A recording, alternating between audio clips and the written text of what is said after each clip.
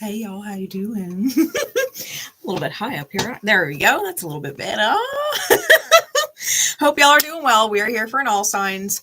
Timeless. So whenever it catches you, it's meant to catch you for a reason. It's catching you in real time. Obviously, it's relevant to now. It is April 30th. 2025 at the moment. So if you are catching this somewhere in divine time in like the future, then there may be something that was going on now that may be relevant to where you are at, well, your present time. And or it just might be an alignment of energies where you're picking this up now because that's where you are. So take it as it resonates. We are going to be using the Spencer's Prism Edition tarot cards. I also have the Tarot of the Abyss, just in case I wanted extra clarification. I was guided to it. I don't know if every sign will get those cards, but hey, Risa, how you doing? But we'll have them out. I do have my Astro Dice that I read.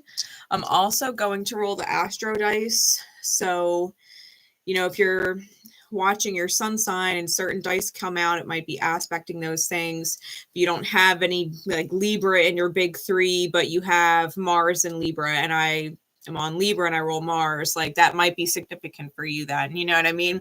So we're going to do that and see how it goes. Per usual, you guys can call out the signs that you want me to read first. I will keep track of them. There will be timestamps after, so you can hop, skip, jump around and catch whatever signs you want. Although I do highly recommend listening to all of them from the perspective of the house that it rules for you. So if you're a Cancer rising, listen to Cancer in regards to yourself.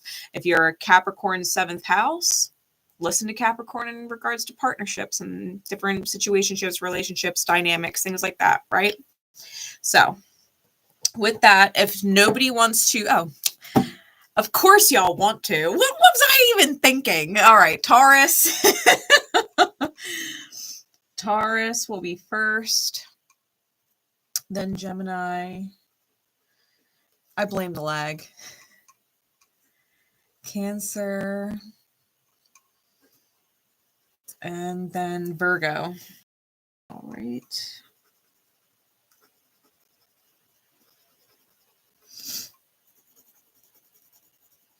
Hope y'all are having a lovely day wherever you are in divine time. Okay. Taurus.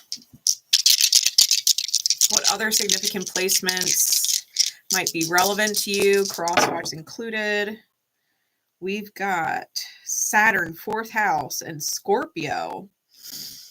All right. So in addition to Scorpio and Taurus energy, which are polarities, so you may have significant Taurian like nodal placements, like Scorpio Taurus nodes, because they're in polarity. You might just have an opposition Taurus and Scorpio in your chart.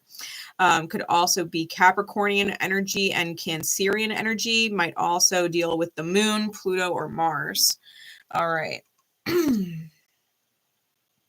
Although if we're going to get just involved with the dice energy, you might really need to nurture yourself by putting yourself in a serious regimen or under strict order to get addictions under control, jealousy under control, insecurities under control, possession or possessiveness under control. You might want to come clean about secrets if you've been keeping any.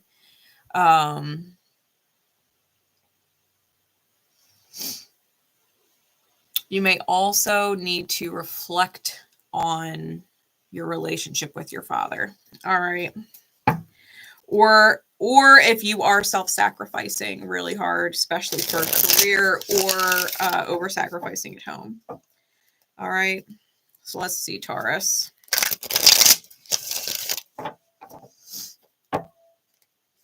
Yeah, Saturn and Scorpio, you might really need to reality check an addiction, whether it's drinking, smoking, porn, excessive gaming, shopping. Maybe you're an overspender. Maybe you're an overeater. Maybe you've got a food addiction.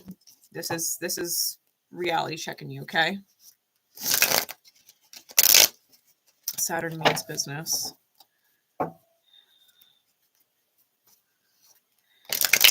You may also have a past life provider coming in, emotional provider, okay? Emotional, nurturing, warm, right? Fourth house energy.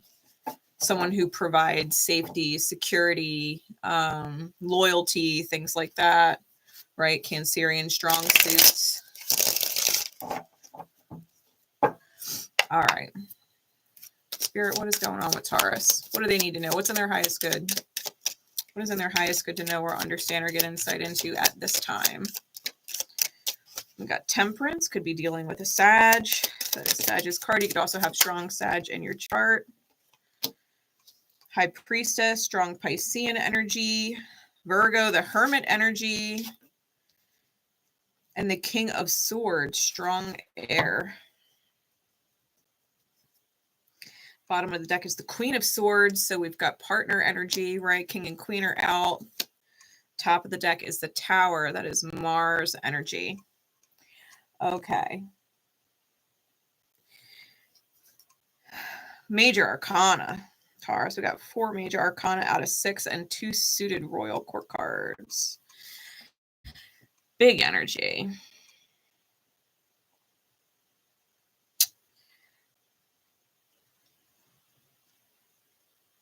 If this is romantic for you, and you are talking to somebody or in a relationship with somebody, you are a suited match. I think you are both realistic, and I think you guys both look at things as a matter of what makes sense. It has to make sense because you're both coming at things very, very logical. And I think both of you are analyzing the situation, like paying attention to details and things like that. I think whoever the feminine energy is, they're listening to spirit. Because if you look at this card, you could see she's kind of glancing up at the messenger, right? The bird up in the sky.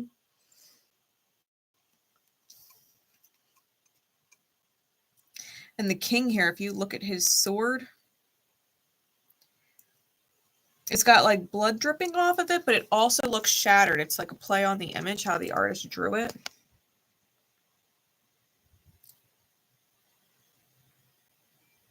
But they're both looking in the same direction, you know, and I think one is paying attention to the real world, right? The ground beneath their feet, and one is paying attention to the divine synchronicities, and it's working for them.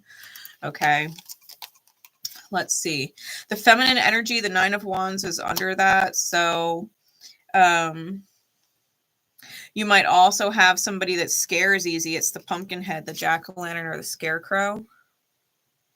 So they might scare easy. They might spook easy. I think they're listening to their intuitions. I think they've missed out on things before because of poor partner choices that got them tied up in third-party energy and then wouldn't come to their defense. So you have someone, they've been betrayed. 10 of Swords is under that. Moon is under that. So their strength is under that. So, okay. Okay. Fine, spirit, fine. I think you're dealing with someone who does get spooked easy because they have wasted time or lost time on dynamics that did not work out. Like I said, they got them involved with third parties. So this person is definitely open. Okay. If you look at this gate, like there's this defensive energy, right? Defending the gate, and it is on fire and it's half closed, but it's still open, right? The optimistic Sag in me is like, it's still open though. It's not shut. And I feel like because they've been, I want to say that they feel duped, right? They feel duped by past people. I think that this person knows that rushing in is not ideal because they're waiting for the werewolf. You know, like when the energy is right and things get a little chaotic, they're waiting for the werewolf to come out, right? They're waiting for the monster to ruin it. Whatever the monster is, whether the monster is addiction or third parties or things like that, right? They're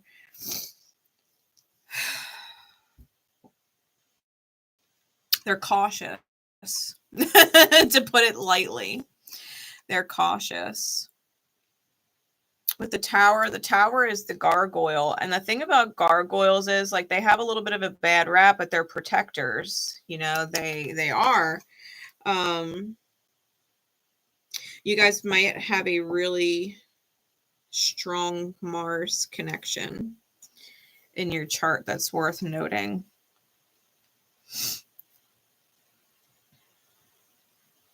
I feel if you and another person can stay on the same wavelength, you'll be great. Because like I said, you're suited.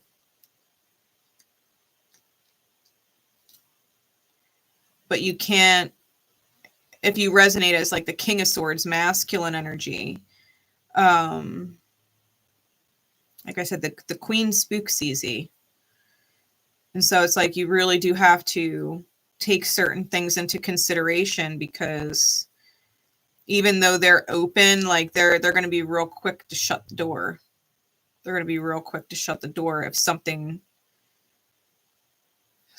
pings their intuition the wrong way. You know what I mean?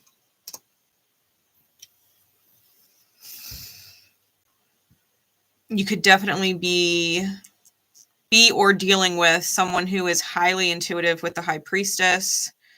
You could be dealing with someone who does read cards or delve into spirituality and different holistic field type stuff. They could also be, or you could be a loner, right? Or feel like you've been isolated more often than not recently, right? Maybe you've been feeling rather disconnected from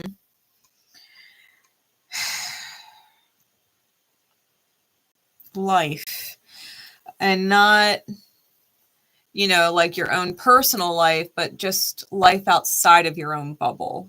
You know, like maybe you haven't really genuinely connected in the community or with society in a while.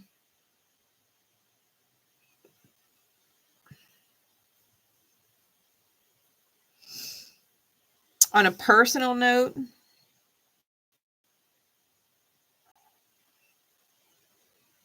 I think you might be really drawn into the unknown. Temperance, right? We're talking about Sag energy. Temperance is wild like the wind and the waves, right? Wild like the wind and the waves. They are highly intuitive. They have a knack for seeing the potential or the long-term goal of things. And they do have a thing about reading people, right? They read people and energy real well. You yourself might be coming into a very alchemically balanced or beneficial dynamic, because temperance is all about alchemy. It's all about getting the gold from lead, you know, that process of patience. I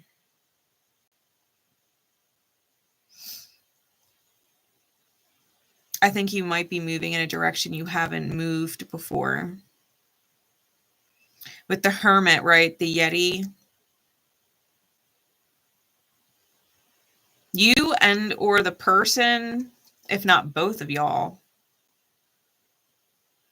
are like unicorns in your own right. Like you and or them, if not both, are a rarity.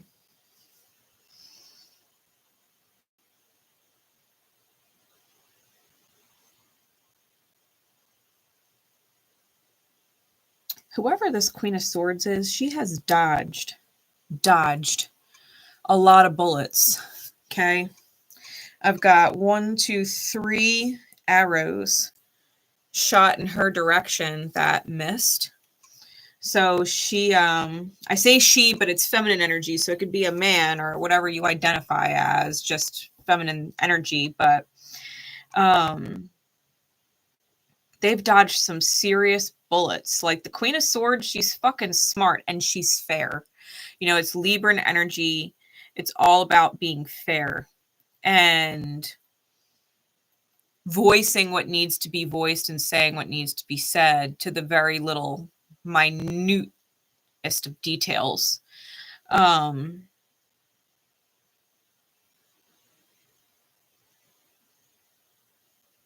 getting this vibe that it's kind of,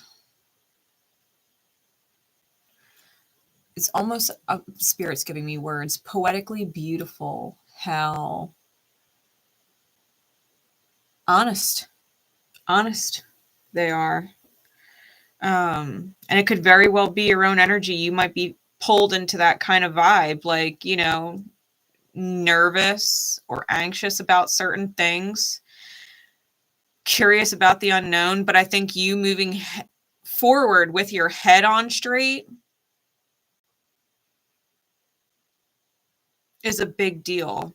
I think both y'all have at least one more good shot, quote unquote, battle with life to come out with this one. But I really I think it might actually work. Let's just for the fuck of it pull a couple extra cards to see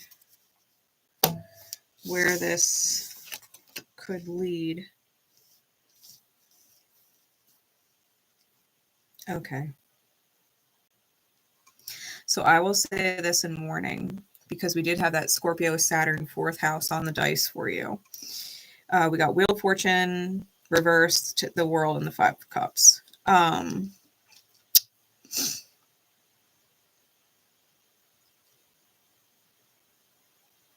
Whoever the feminine is, they have main character energy. Okay, out of the 6 cards, the feminine's on 3 of them. The masculine is on 1. And the Wheel of Fortune is also Sag, right? It's Jupiter, it's Sag energy, and it's in reverse. So when I tell you that you have a very highly intuitive, psychically intelligent, emotionally intelligent, spiritually intelligent person, and if they feel like something's off or you're bullshitting them or it's not what they want, they're out. And you'll feel like the 5 of Cups, you'll feel like you blew it because you knew what you coulda, shoulda, woulda, or shouldn't have done, and probably did it or didn't do it anyway. Like you should have. It's just that time. You know, people try and get away with things for as long as they can. And usually as long as they can is up until it bites them in the ass, and then it's too late and they can't fix it. So get ahead of it. Get ahead of it, Taurus. All right. Get ahead of it. All right. We're after Virgo. We're going to do Scorpio. I appreciate you, Risa. Scorpio, Pisces, Capricorn. Is that my Lala? How you doing? Capricorn. And then Leo. All right.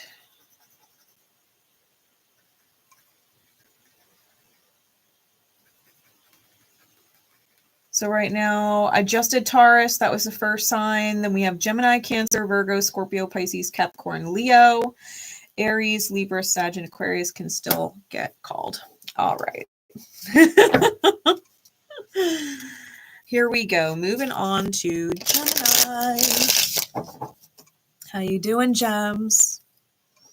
Let's get your timestamp in here. How you doing, my beautiful Gems?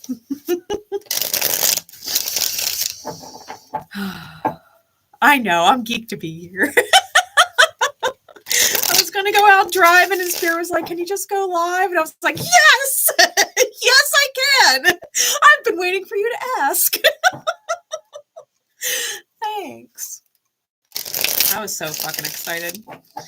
So, here we are. Spirit, please, what is going on for Gemini? Gemini and energy. Let's roll your dice. We've got Aries, Venus, and 11th house. Venus is in Aries right now, so this could be really significant if you've got Venus transiting your 11th house.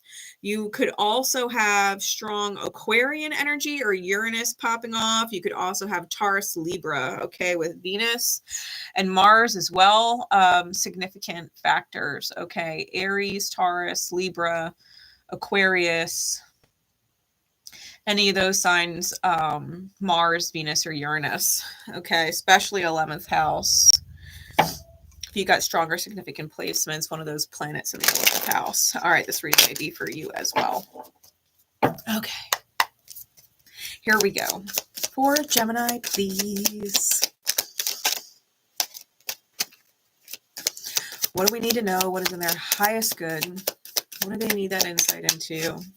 Moving forward, this beautiful divine time.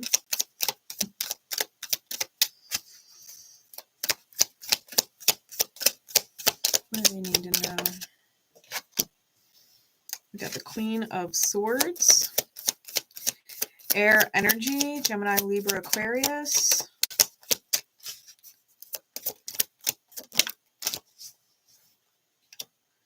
Two of Wands in the reverse. Judgment, Scorpionic energy, Plutonian energy, and the Four of Swords. Might have really strong or significant Libra,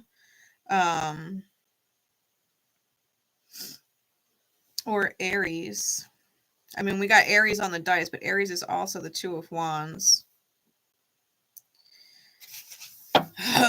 Okay, Gemini. Six of Wands is on the bottom. The Page of Pentacles on top. Baron Samadi. Or Samudi. Tomato. Okay.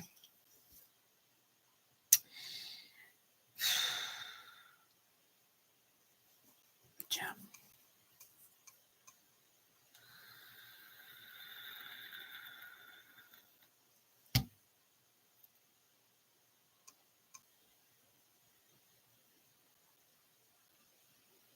Something's off, Gem.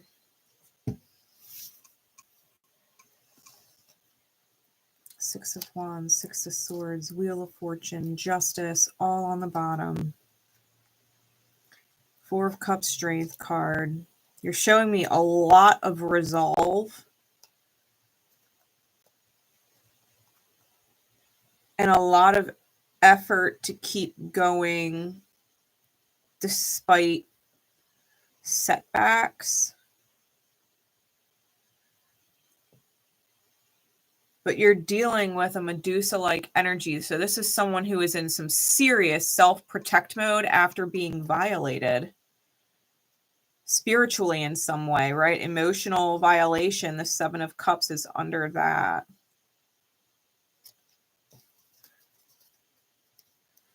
Like someone is the lighthouse as much as they are the Loch Ness Monster.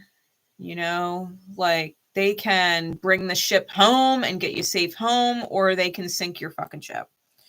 They're an Emperor energy, Nine of Pentacles energy is definitely the boss or the sovereign ruler of their life. Definitely single and 3D world focused, right? Focusing on money, focusing on career, focusing on building, focusing on, you know, getting out of their own personal maze, things like that. And the necromancer's under that. So you might be trying to bring this back from the dead. Or someone else, right? So take it as it resonates. It could be flipped. I just, you know, I'm talking to you. But take it how it resonates. Baron Samadi is it's like, He's real popular in like Louisiana, like Creole type mythos. He's known for his antics, right? And he has a thing for hoe bags. And he drinks a lot and smokes cigars, right? He's known for his cigars and his rum. And the snake symbolism that comes with him. So we do have a lot of snake symbolism on the cards.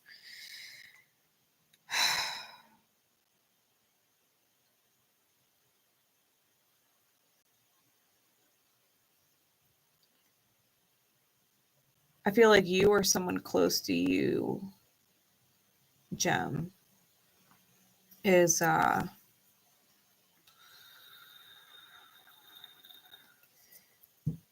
wearing a mask and or hiding their temptations. Okay.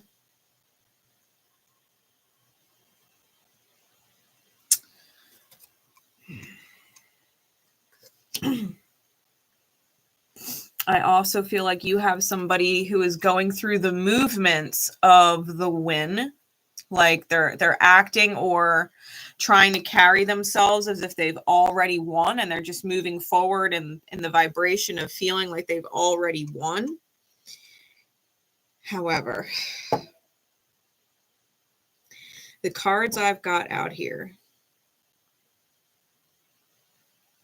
there has been some kind of divine judgment called because someone, and I've got Gemini energy on this card, right? Even the judgment card, which is a scorpionic card, has Gemini's symbol down here at the bottom.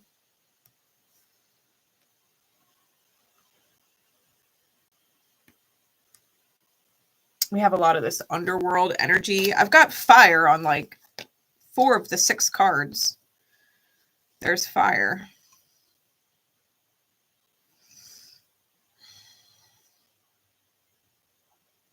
Like, look at this. Look at all this fire on the cards.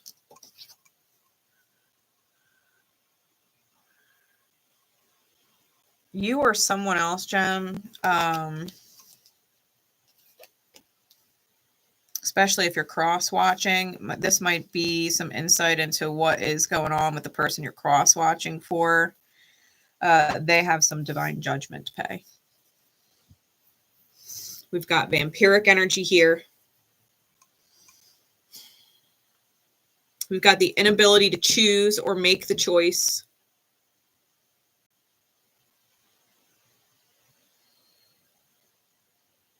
And there is some kind of divine judgment here. I feel like the divine is stepping in. Because if this person is vampiric or they're masking shadows or hiding things,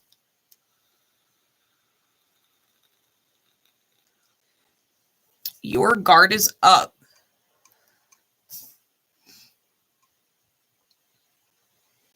Your guard is up.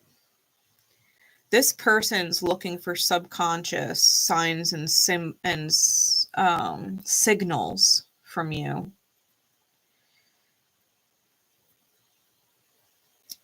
I get this feeling like they're overthinking into things. I think you got to be careful because I think it would be really easy for this person's imagination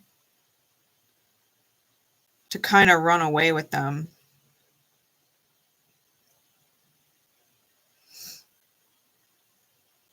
And you're getting warnings. Like you're getting warnings about whoever this is, whether you want to believe the warnings or acknowledge the warnings or the intuitive pings or not. You got to love yourself and your goals. Like we want to talk about your dice. It's Aries, Venus, and 11th house. Like you have to really love yourself and focus on your goals, your dreams as an individual, and really love yourself right now.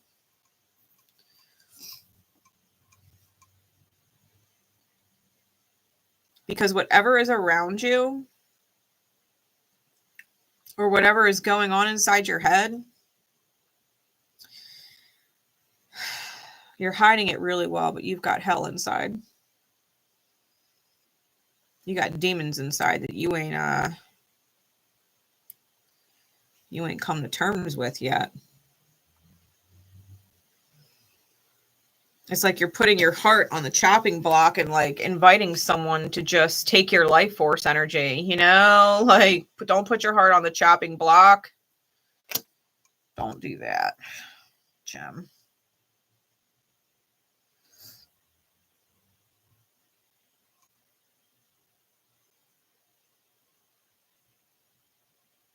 There may also be, on a different note, there might also be an opportunity being presented to you, which you absolutely can handle and are overqualified for. But I think if you listen to your intuition, something's going to tell you it's either too good to be true or something's off about it. And if you listen to that voice, I think the divine will reveal it to you at some point that you made the right choice not to proceed with whatever it is, because they're a wolf in sheep's clothing. Okay? Gem, trust your intuition. Do not let the demons get the better of you. Okay? Fuck our demons. they can be there. They're not like just gonna vanish into thin air. Our demons are there, but we can throw our middle fingers up in the air like how's that, bitch? Can't touch this. Da, da, da, da. Can't touch this. Y'all don't judge me. I'm fucking corny. I know. I thoroughly enjoy it. All right. Moving forward. Cancer.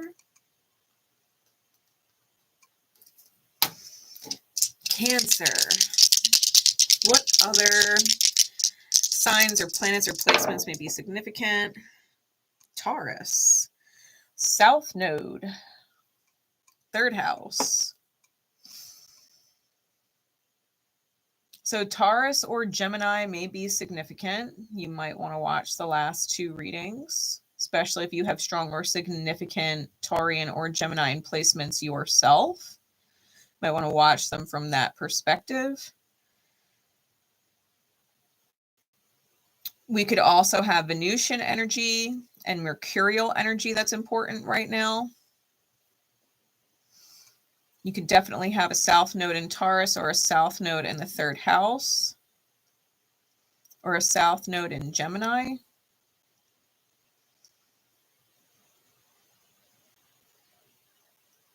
Yeah, I've got Taurus and Gemini as the 2 signs. Venus and Mercury as the 2 planets. And the node, the South Node, stands on its own.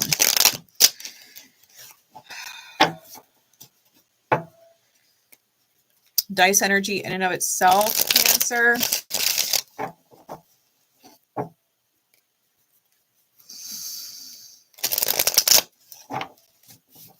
You might have a strong, like brick wall strong way of communicating that may need to be reevaluated. Okay. You might have a fixed way of communicating from the past that you might need to work on transforming because of the South Nodes in Taurus and the North Nodes in Scorpio. Okay. Christina, did I say hello to you? How you doing? If I didn't, hey. All right. Cancer, what is going on with Cancer, please? What is in their highest good to know, to understand? What insight can best serve them at this time? Cancer energy, again, also Taurus and Gemini, especially 3rd house. It could even be a Cancer 3rd house, right? Which would put you at Taurus rising. What do they need to know? The 10 of Swords in the reverse. Gotta love that. What else?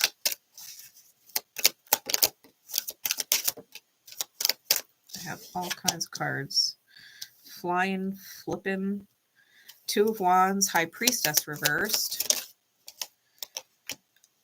And the 7 of Wands. The World is on the bottom. It's the Ouroboros.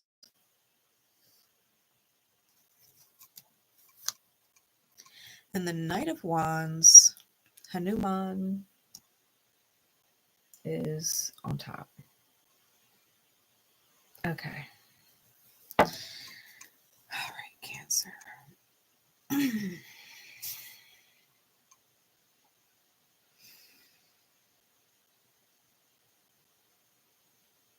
Ten of Swords reversed, Two of Wands, High Priestess reversed, Seven of Wands. The World and the Knight of Wands. Underneath the World card is the Six of Pentacles, which is Arachne, the spider. Ten of Cups is under that. All right. I feel.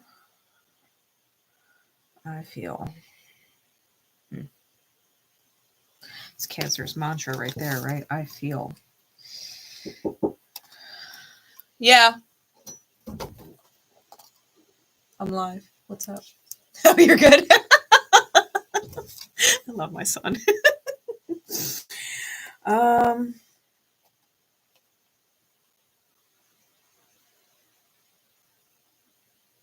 think you're closing the cycle on manipulations or people trying to weave a certain outcome with you.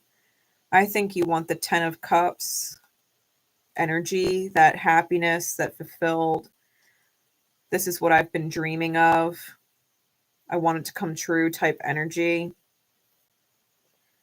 And the communication style is very aggressive. Really might have strong Gemini or Mercury. Your Mercury placement might be important, right? Because we got the Magician underneath of that. Followed by the Moon, the Sun, and the Chariot. Wow.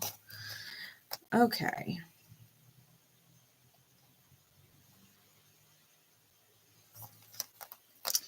I'm hearing that song because I'm leaving on a jet plane. I don't think that I'll be back again. Whatever the lyrics are. There is a part of you, Cancer, okay? This is amazing, by the way. If you haven't tried the Viking Berry Monster, it's fucking amazing. It's banging. Sidebar note. Okay. I think that you are in the middle of a reinvention process, Cancer. And I feel like you are shooting really high, aiming in a very particular direction. And you're closing down cycles of gaslighting, right? That is a big theme for you. Closing cycles on gaslighting, whether you are the gaslighter or the one consistently being gaslit. Okay. Which Cancer sometimes gets a lot of that because Cancer is really empathic and they're very understanding, and all someone has to do is gaslight a little and they're giving the benefit of the doubt and thinking maybe they could fix it. Okay. Like, you have an opportunity to move forward with your truth. I think you're still working on what your truth is. And I say that because the two Cyclops here are banging on a sword, right? They're inside the forge banging on a sword. The swords are indicative of truth.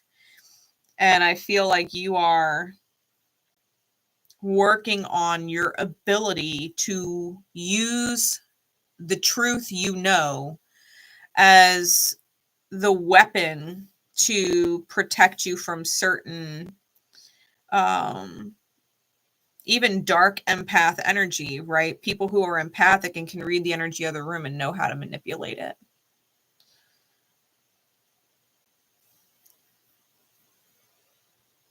Someone who doesn't necessarily say things, right? You're talking about gaslighting, not necessarily someone who says things to make you feel like you're crazy. But they manipulate your feelings and it starts to make you crazy, right?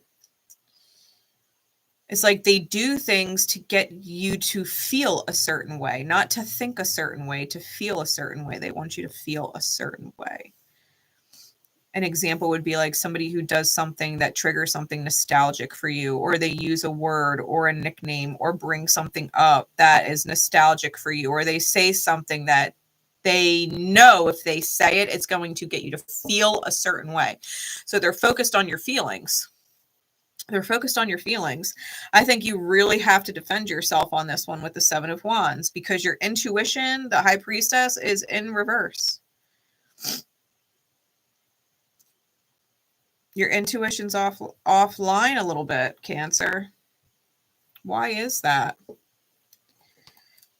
Why is Cancer's intuition feeling a little bit off? Why is the High Priestess in reverse?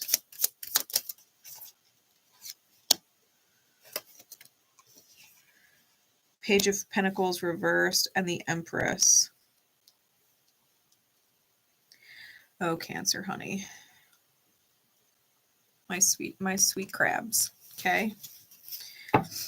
Your intuition's offline because you think you manifested it. It looks like what you've been asking Spirit to manifest for you. And because it looks that way, you're not listening to your intuition, because it looks like what you asked for.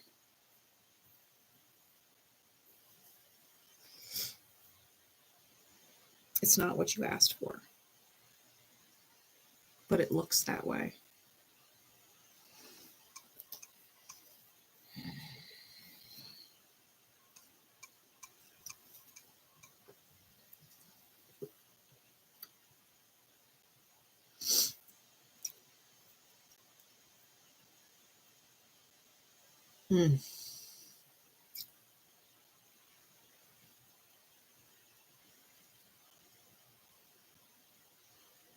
I would be really, I don't want to say careful or cautious, but I would highly recommend maintaining the fucking pace. The pace, Cancer. Maintain the pace. Keep your foot on the brake a little. Keep the cruise control on so that you don't start getting heavy-footed and start beelining towards a fucking nightmare. Because there is a part of you that really does need to defend yourself against this and lay it to rest, the old version of you, for good. And you're thinking you're manifesting something that you wanted this whole time because it looks that way, but it's not that way. Keep it real, Cancer. Set the fucking pace and don't let yourself get ahead of yourself. Don't let them get ahead of you and put you in fucking circles. All right? Because you will feel like you are all over the place.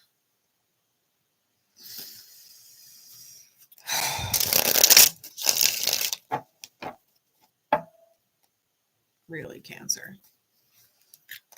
My water babies. You are too pure-hearted to be accepting situations and people like that.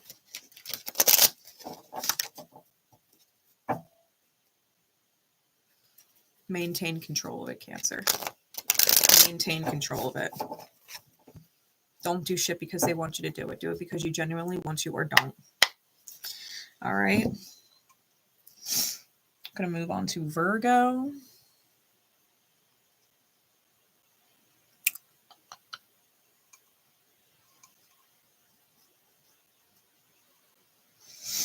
Then Scorpio, then Pisces, then Capricorn, then Leo. You could still call Aries, Libra, Sag, or Aquarius in the comments if you want them after Leo. Okay. Virgo. Spirit, what is going on with Virgo? What is in their highest good to know, understand, get insight into? What do they need in their highest good above all else right now?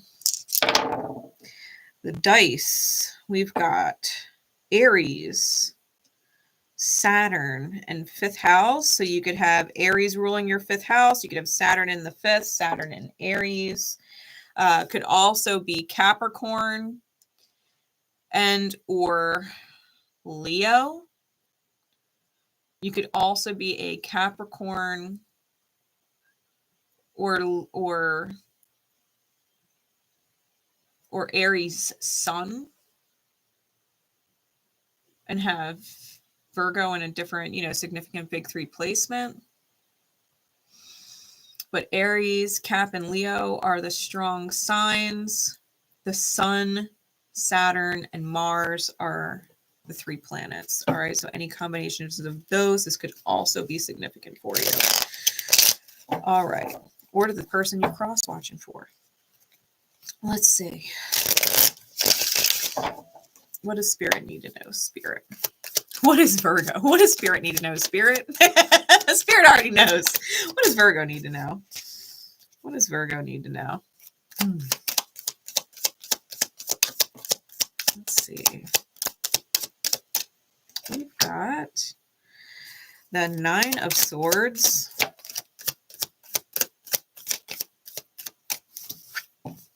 Justice.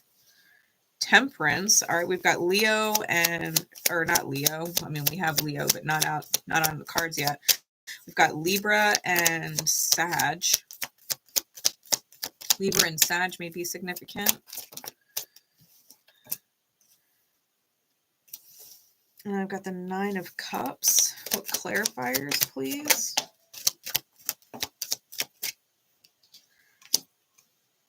Ooh, I love that. Ooh, we'll get it. We'll get there in a minute. Give me one more clarifier, please, for the 9 of Cups. All right. All right, Virgo. Bottom of the deck, we've got the 4 of Swords. Top of the deck, we have the 2 of Swords for a total of 6 swords. The Ghost of Vampires Past. Double Libra. Ooh.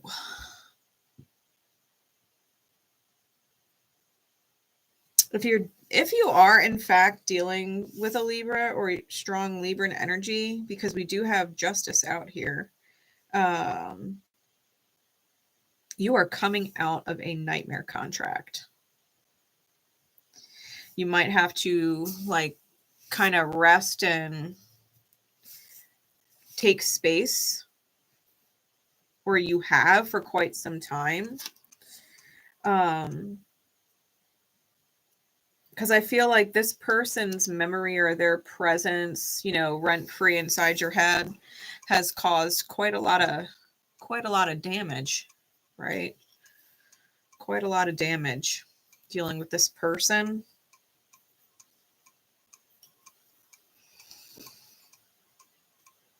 Nine of Swords and the 3 of Pentacles. I feel like you've slayed. I feel like you have slayed. Or will soon.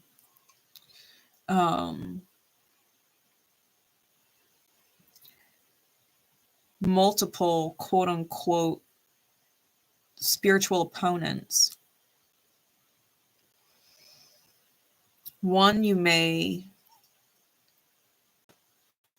I think you might specifically heal them by reflecting their own medicine back at them, reflecting their light back to them, being in your own high energy. I think you're going to come out of it unscathed, because this card right here, the 3 of Pentacles, is reminding me of the brass dwarf in the Harrow cards. If you're familiar with my Harrow cards, obvious reasons.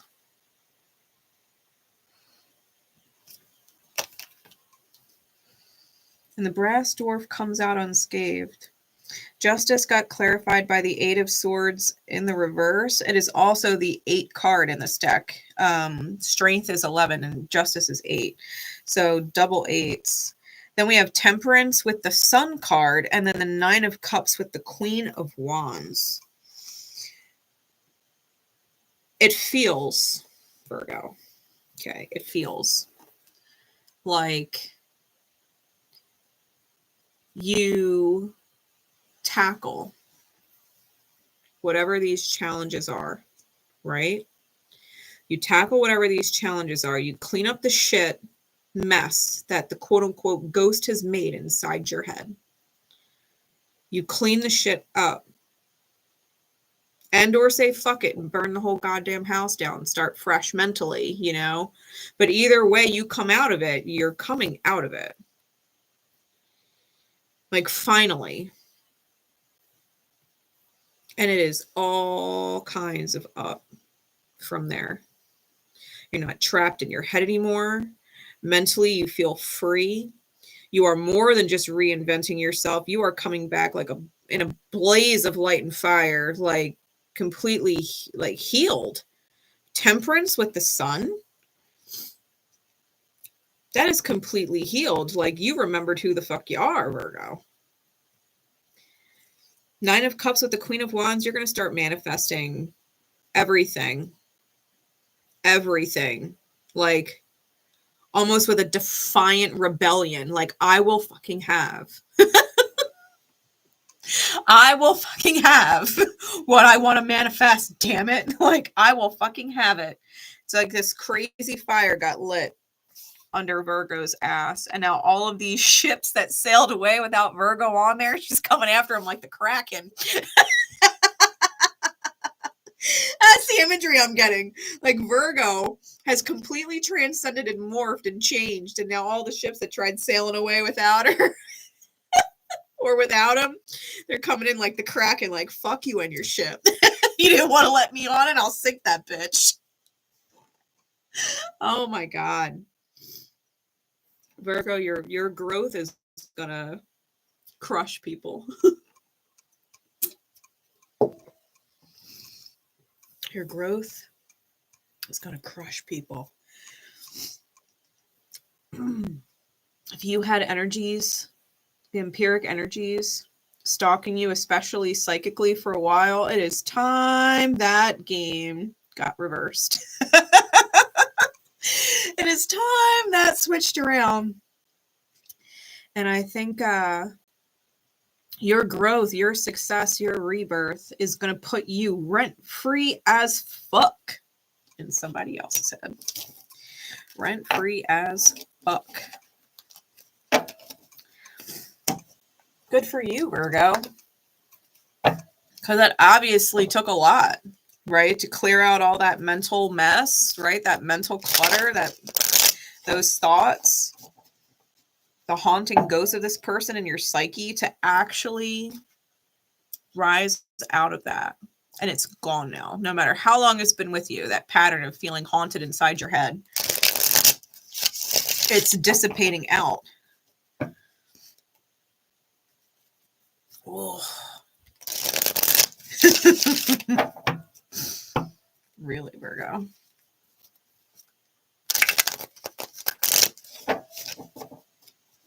What a win.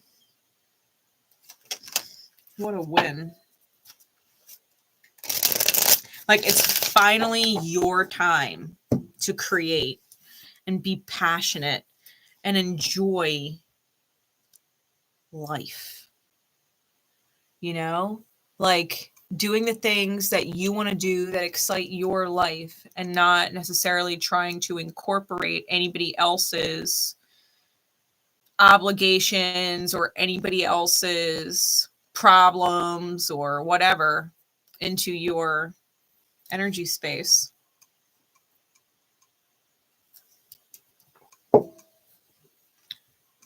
Like, bitch, you could do what you want. It ain't affecting my day. For real.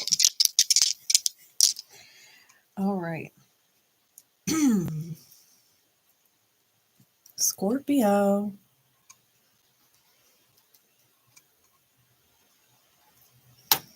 Scorpio. How you doing? What's your dice? Taurus. Taurus, Venus, 4th house. All right, so Taurus, Libra, or Cancer placements, it could also be significant, especially if you have the moon or Venus in one of those signs, right? Taurus, Libra, Cancer. You have Taurus, Libra, or Cancer ruling your 4th house as well.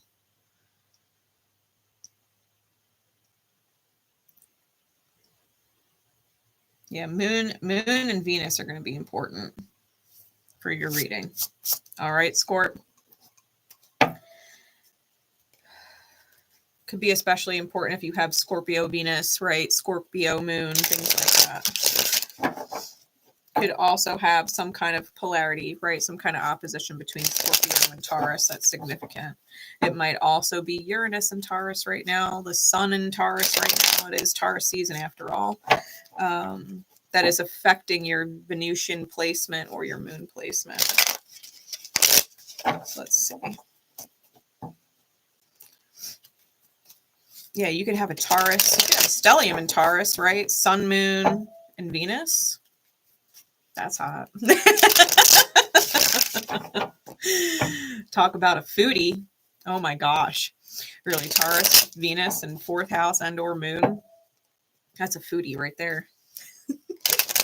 Fastest way to their heart is from the kitchen. Cook for them and they love you. Long time. What's going on, Scorp? What is going on? What does Scorpio need to know, understand? What insight in their highest good do they need to receive? Hopefully we get some different cards. I've been shuffling the shit out of this deck and we keep getting the same cards. First card, Queen of Swords. 7 of Swords. I just heard Nelly Furtado's Man-Eater. God, it's been a hot minute since I heard that song. Y'all remember that song? Everybody look at me, me. Man-Eater, make you work hard. Make you want more for her love. She's a man-eater. Listen, you ain't heard that song in a while, Scorpio. I want to blast that for a little bit. 3 of Pentacles, and give me one more.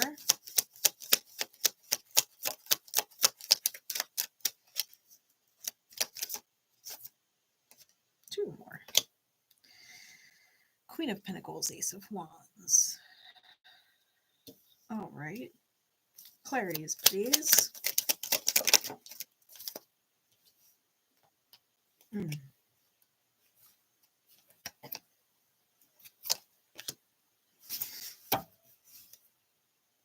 Six of Cups is on the bottom. Temperance on top. So strong Sag energy. We've also got the Emperor sideways out here. So Aryan energy.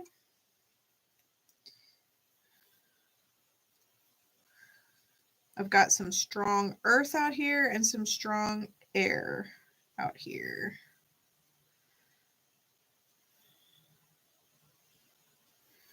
Okay.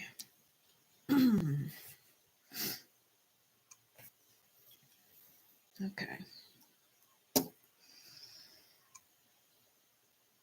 Scorpio, I think that you have come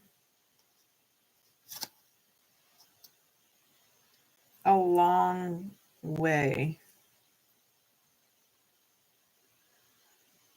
from soulmates who left you wanting for more and didn't show up with that. I got a lot of water on the bottom of the deck. 6 of Cups, 5 of Cups, 9 of Cups. It's 20 cups, right? Judgment energy worth of cups.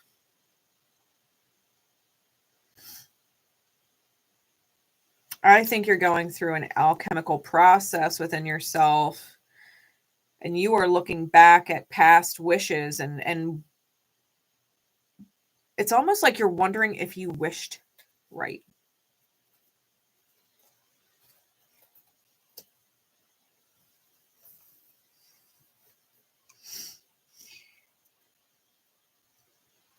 It's like you're wondering if you wished right.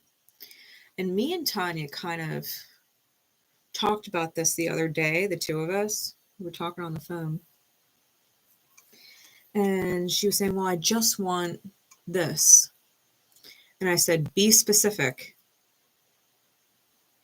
And she was like, what? I said, be specific. Yeah, you want this, but do you want it this way or do you want it that way?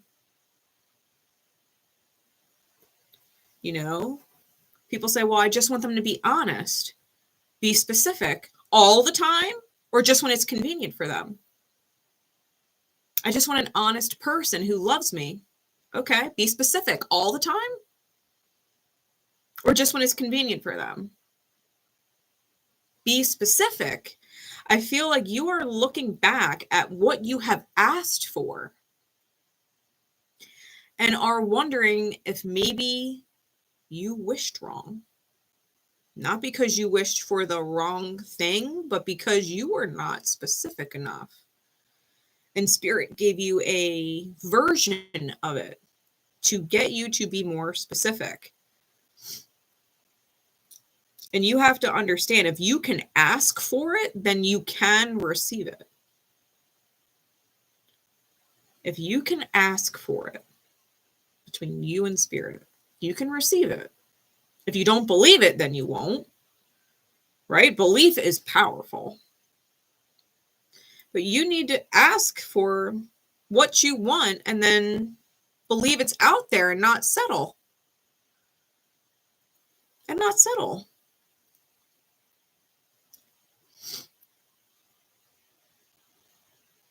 I think you have a lot of feelings to reflect on. Soulmates to reflect on, and not just romantic, you know? Are you wishing for a way to get out of the pan and not thinking about the fire? Right? Like people put themselves in situations where they're being cooked and they jump out of the pan and into the fire. You know, it's like asking Spirit, I just want out of this pan. I don't care what I have to do. I just want out of this pan. Spirit's like, okay, here, jump. And you jump and you didn't look to see that there was fucking fire. Like you just said you wanted to get out of the pan. Spirit's like, all you said was you wanted to get out of the pan. I just told you to jump out. It's not my fault you didn't look where you were jumping or you didn't ask me for a way to avoid the fire. You know, like the Spirit's like, you just wanted to get out of the pan, you know? I feel like you're putting yourself in a position of self-accountability, right? You are holding yourself accountable for what you have asked for. And I think that you are, with the Emperor sideways, clarifying the Queen of Swords, that Queen of Swords, right? Listening to the messenger, right? The bird in the air, paying attention to it.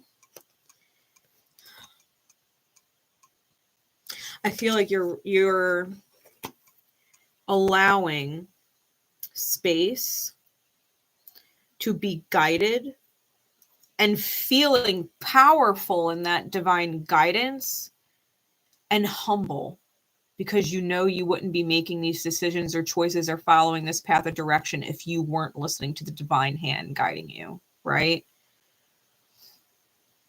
Credit to the Creator. You're listening. And I think that is going to put you in a position of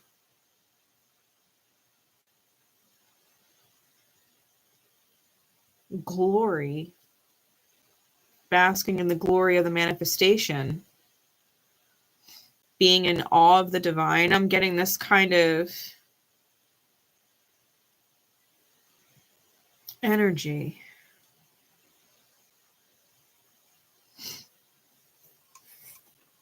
So with the Seven of Swords clarified by the Four of Pentacles, Three of Pentacles clarified by the Seven of Cups,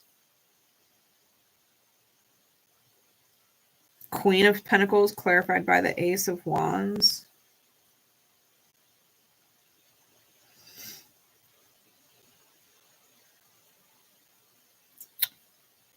You may need to be aware of someone tapping your resources or even tapping your bank account or taking from you, like drinking out of your liquor cabinet, not saying nothing. You might have to watch. You might have to watch. You might have somebody nickel and diming you and not realizing it.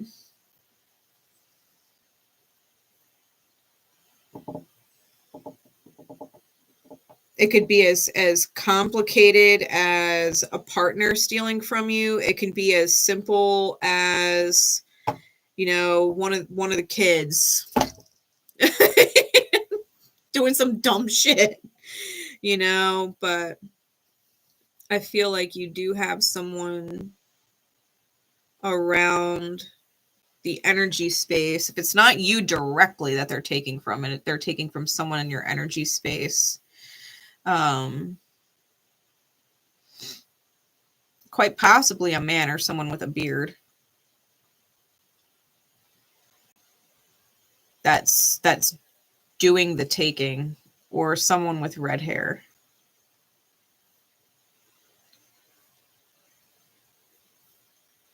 Some, all, or one of the above, right? But I'm getting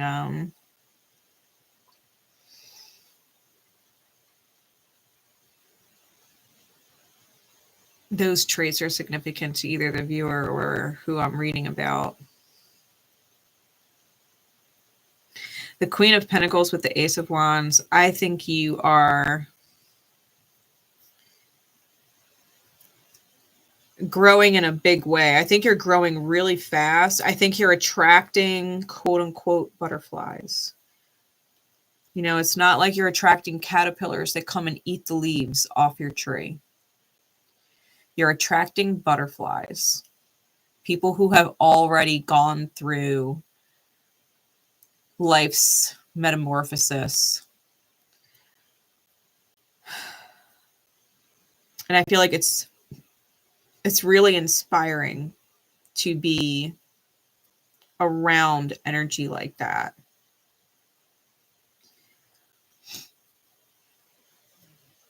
Yeah, just be really leery of someone who is potentially using you for what you provide for them, no matter what that resource is.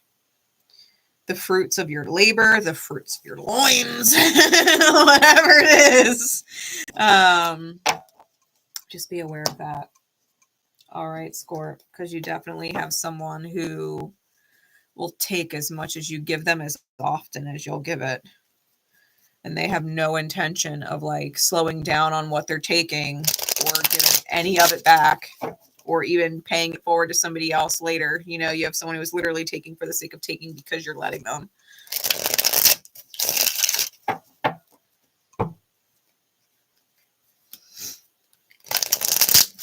Okay. We're going to get into Pisces, Capricorn, Leo, and then you guys can tell me who you want after that. Otherwise, I will default to Libra.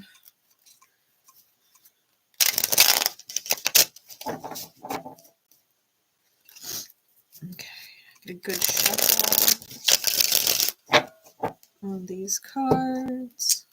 Timestamp for Pisces. All right, Pisces, what other placements may be significant for you, or if you're cross-watching?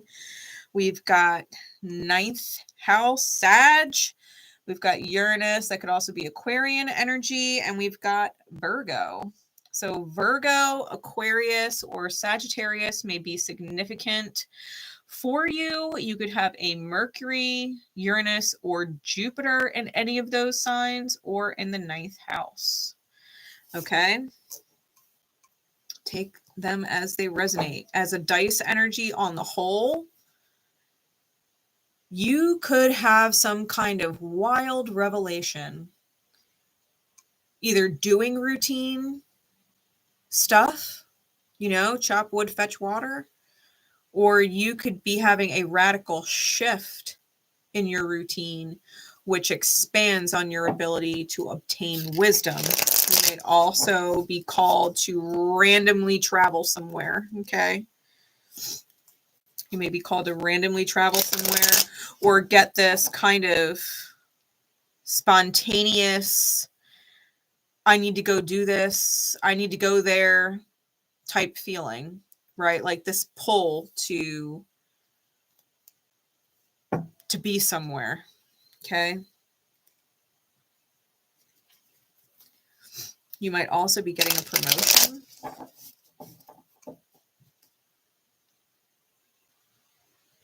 Due to like some like wild happening, right? Something out of the blue, like all of a sudden someone fucking quits and doesn't show up or whatever, and all of a sudden you're getting promoted, right?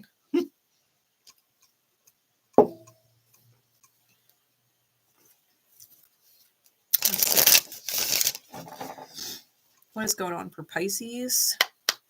Piscean energy. What do they need to understand, know, or have insight into in their highest good? Got the Two of Cups, Queen of Wands, Eight of Cups reversed, and the Seven of Wands. Clarities, please.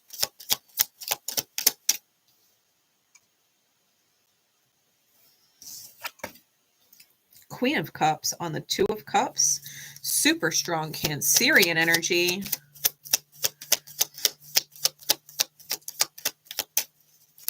What else? Justice card on the Queen of Wands.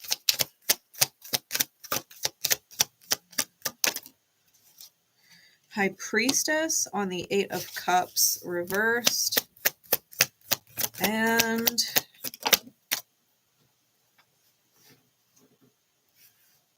the Queen of Swords reversed on the Seven of Wands. Bottom of the deck is the Emperor, Aryan energy. Ace of Swords on the bottom was a 𝐚𝐫𝐫. All right. All right.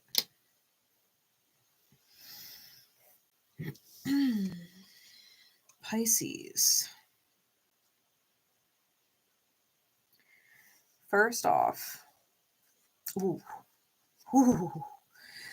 Devil is underneath the Emperor with the Five of Swords. Oh, I'm about to get real nosy. Hold on. I'm looking at the bottom of your deck. Six of Cups, Seven of Pentacles, the World, Eight of Swords, Knight of Wands. Okay. Pisces. You could have some serious control issues. Or you're dealing with someone who does, right? Take it as it resonates. I just read the energy, okay? I think someone has a serious control issue. Will pick fights.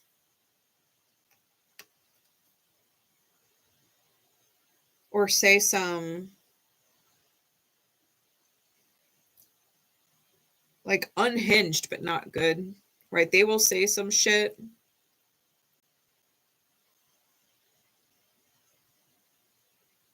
just to control the situation, the energy, or your mood.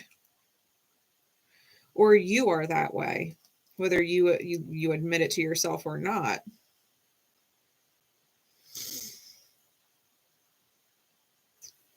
But they play the angel, right? They start the shit, but then they play the angel card.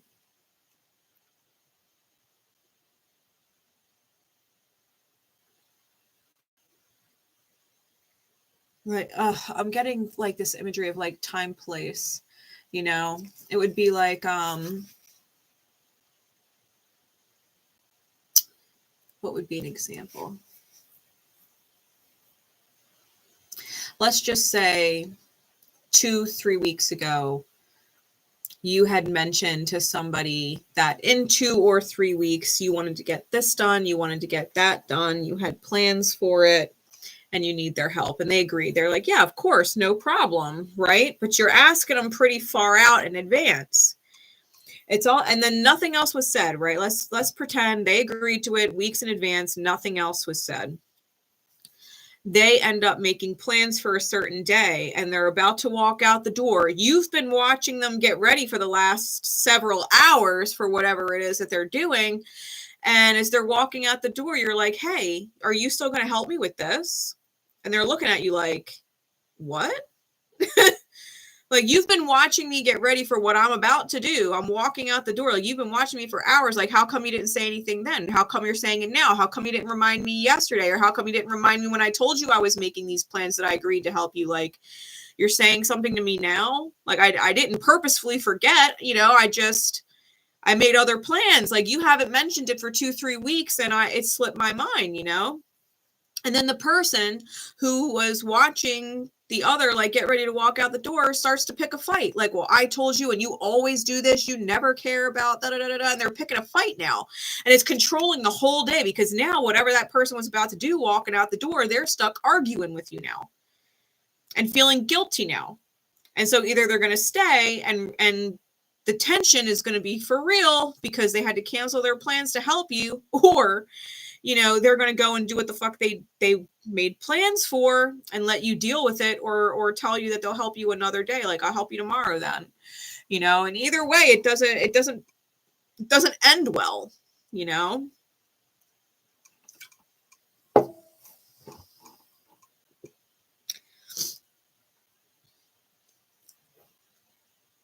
Like, it was avoidable.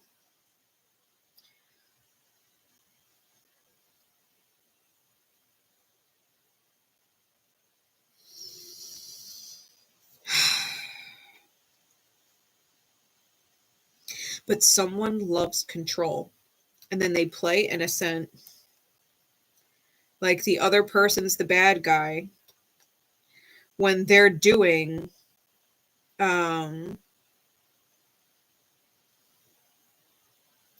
they're pulling shit, right? They're pulling some kind of shit. I almost feel like someone is not giving what they would be demanding of. Like, if someone demands honesty and respect, they demand it, but they don't give honesty and respect.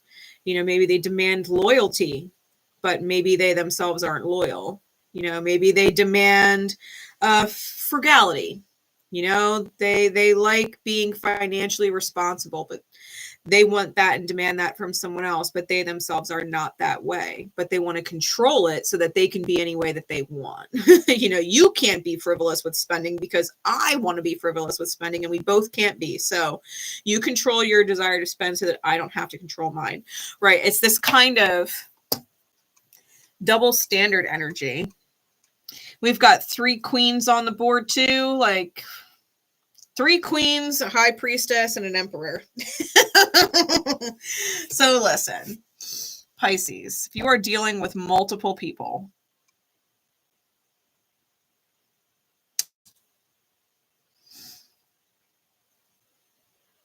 I guarantee you are most interested in the Queen of Wands. The Queen of Cups, Cancerian energy. That is the person that you are most highly aligned with out of the 3. You're better off with the heavy water sign or the Cancer. The fire sign or air sign, right? We've got Aries, Libra out here with the Queen of Wands and the Justice card. I'm also getting pings to Piscean energy. I think you're being pulled to chemistry, drawn to someone. They're highly attractive to you. That, or it's your own energy. You might be in a very highly attractive energy, but someone is fucking feeling it. And that path leads to justice. So if you have unresolved karmic debt between you and someone else, or there is something that you did not make right on because you do not understand what it was like to be someone dealing with you, whoever the chemistry is with, they're the lesson to teach you what you missed last time. I think you know you can't move backwards. But you also have to go back and maybe meditate on some things.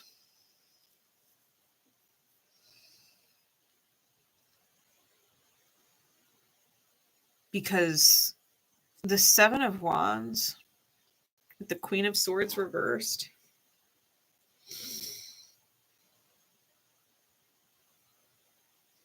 That is someone with their guard up throwing fucking daggers. Okay. Someone may be saying things that are not so nice from a place of self-defense.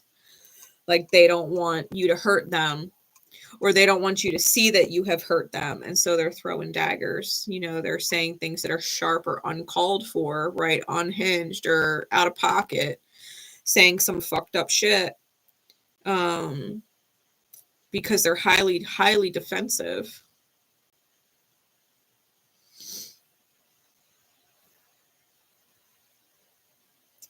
Maybe someone whose pride or ego was hurt, and they don't feel like it's fair, and they're trying to hide how much they're actually hurt by it. Because you've got someone here who's nasty with their words, but it's coming from a place sheer self-defense.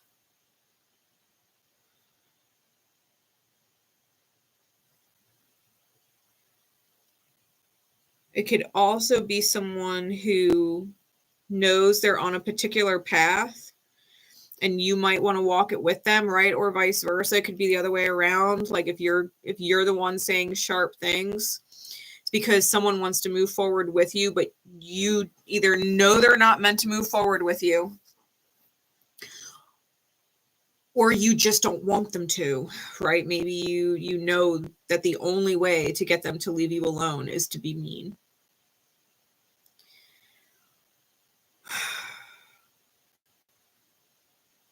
Because they love you and they probably wouldn't let you go forward without them otherwise.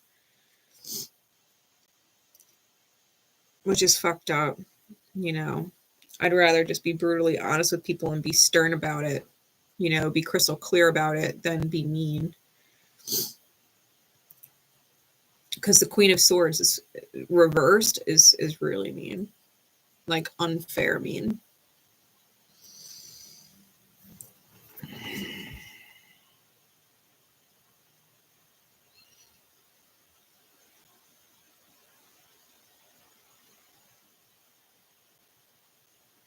I don't know, Pisces. I think the truth is going to be your greatest tool and ally moving forward. If you can speak the truth no matter what, even if it's damning, I would speak it to avoid any crazy shit. Because I do feel like you have a choice between at least two different paths. At least two. I think one is definitely a no, and that one's going to go out kicking and screaming a little bit.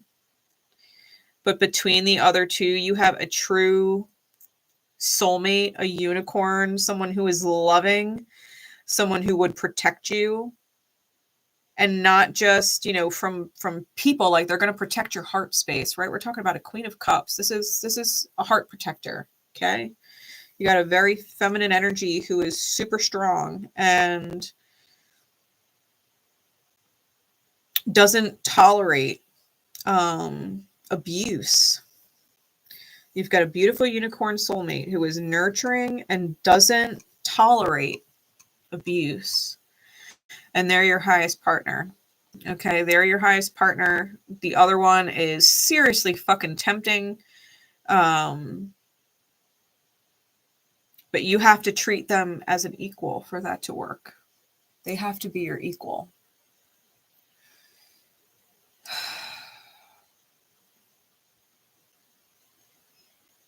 Yeah, the Justice card with that Queen of Wands. They have to be your equal. That Queen of Wands is Lilith. Lilith does not submit. She is not below anyone. She said, you will look at me as an equal, or you will not look at me at all.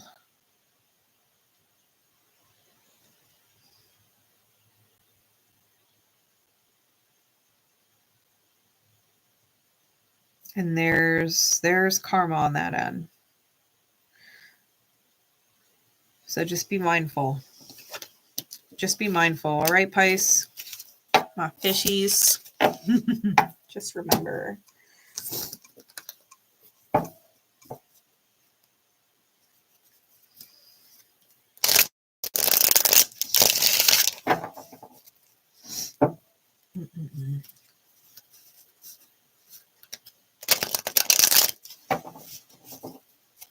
Really.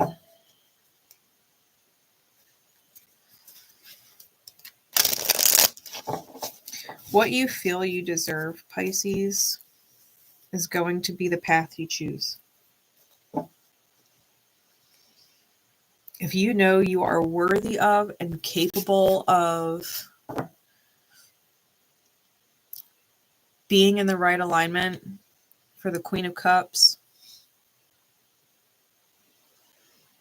like, you can choose it if you trust yourself to handle it correctly. Same thing goes with the Queen of Wands. Like, pick the path you want, but know what the path is going to ask of you. Can you do it, handle it, be it, maintain, shift, change, grow in order to have it, right?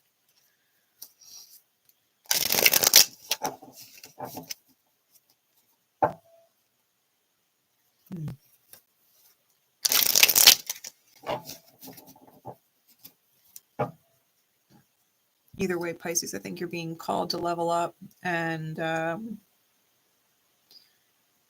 don't think Spirit's going to let you get away with not leveling up.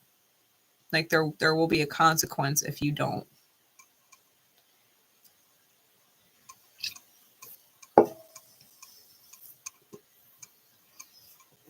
Consequence meaning, like, you might fall a few steps backwards. Have to play catch up. Okay. We're going to do Capricorn, then Leo. And then you guys can let me know if you want me to do Aries, Libra, Sag, or Aquarius after that. We're going to get into Capricorn.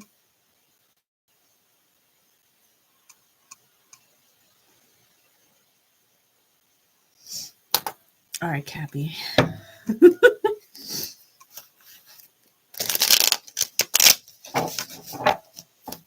Okay, dice. We've got Leo, 11th house, and Jupiter. All right, so you could have a Jupiter in Capricorn, Jupiter in Leo, Jupiter in Sagittarius, or Jupiter in Aquarius. You could have strong or significant Leo, Aqua, or Sag placements. You could have a sun in the 11th house, or a sun in Aqua, right? Sun in Sag, because Leo rules the sun as its planetary ruler. We also have Uranus. So you could have Uranus in Leo, Sag, Aqua, or Capricorn. Okay. Okay. What is going on? You can also be Sag, Aqua, or Leo heavy, right? In general in your chart. Let's see. Capricorn. Spirit, please. What does Cap need to know, understand? What insight do they need in their highest good at this divine time? What is it for Capricorn, please?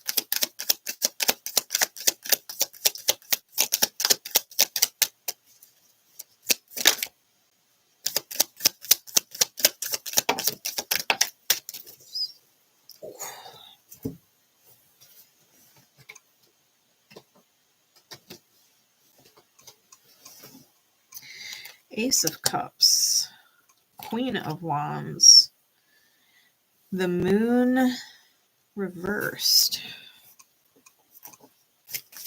You one more in clarities, please.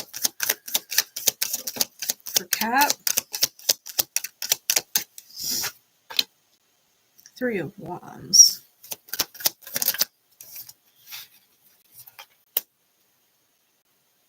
Nine of Cups on the Ace of Cups. Seven of Cups on the Queen of Wands. Sunshine on the Moon reversed. And Judgment on the Three of Wands.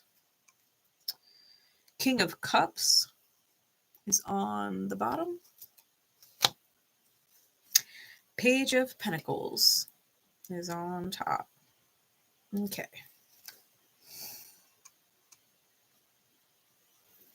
Okay.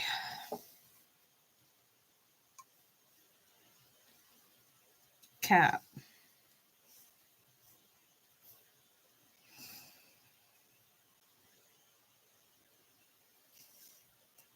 I think, ooh, Justice and the Tower are underneath that King of Cups on the bottom.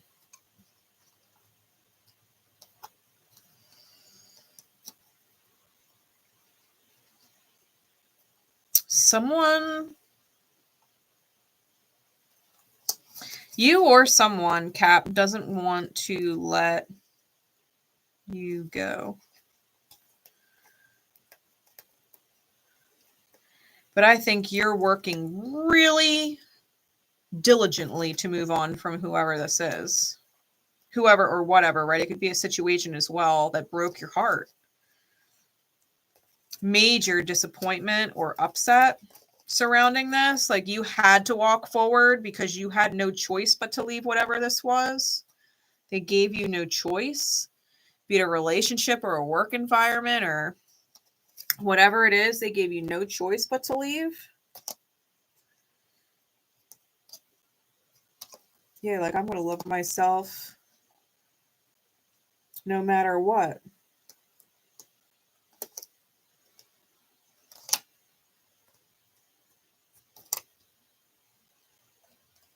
Like you want your dreams to come true.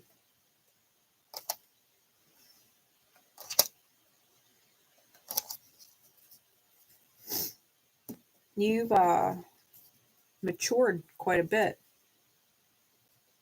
Cap. You've matured quite a bit.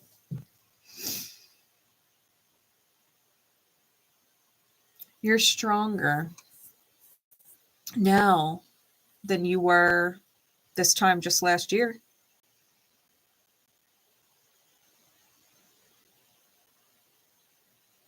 Much more emotionally intelligent.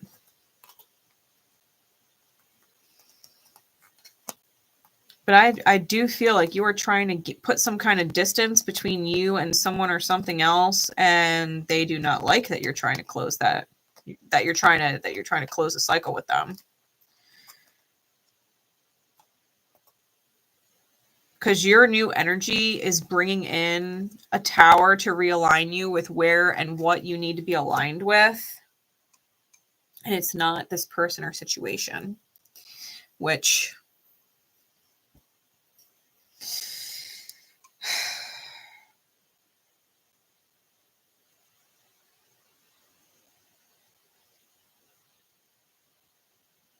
I'm just going to say it the way I see it. This is why y'all love me, right? This is why you tune in. I think you are on the precipice of a 10 of Cups manifestation. Okay. Ace of Cups, 9 of Cups for 10 Cups. I think that the universe, the divine spirit, whatever you call it, is about to overflow to you a wish fulfillment of some kind. And it's going to evolve into that dream, right? The dream manifest type energy, the fulfilled, emotionally safe kind of energy.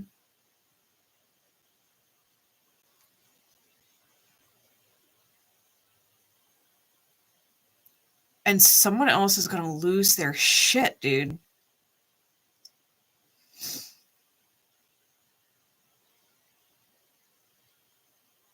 Like you get some kind of a win.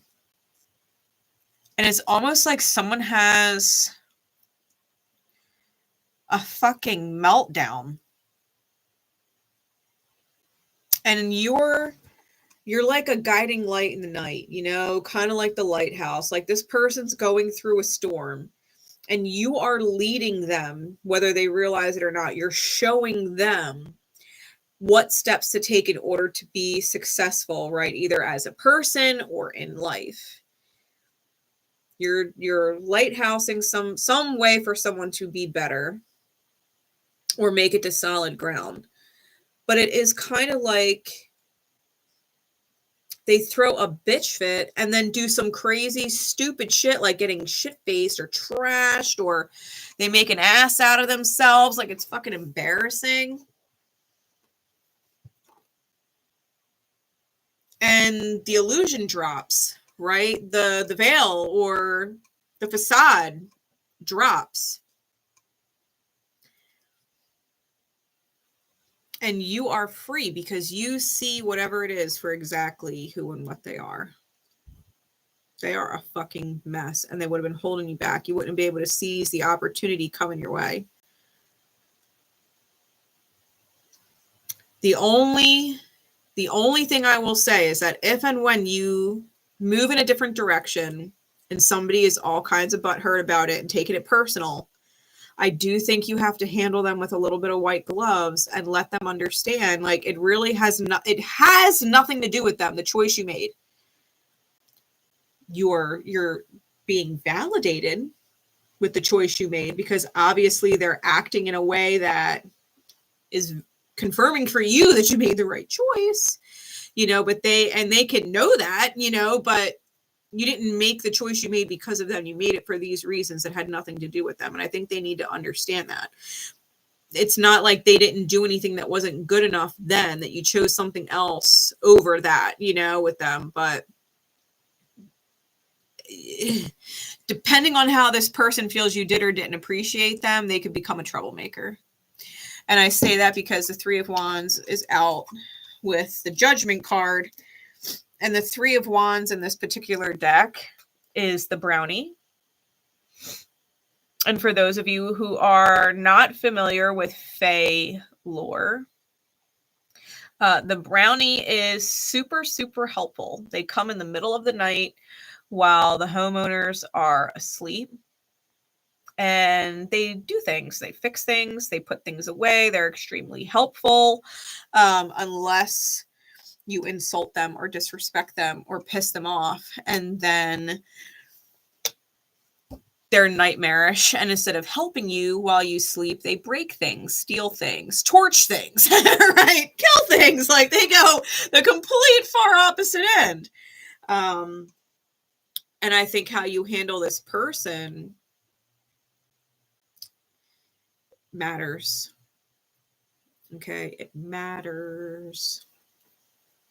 It matters. Don't think it don't matter. Don't think it don't matter and that they're just going to go away quietly if you ghost them. Or it's a one and done conversation and I blocked you. I don't want to deal with it anymore. Like, I guarantee you they know where you work, or they're going to find out, or they know who your friends are. They're going to start some shit. They're going to start talking to your friends. They're going to start some shit. Trust me. Be respectful with whoever this is. Because you are moving in a very specific direction meant for you because you have elevated in some way and it warrants a new path, task, or elevation. This person is not coming with you. They don't like that they're not coming with you. But you do have to let go with class, with spiritual class, okay?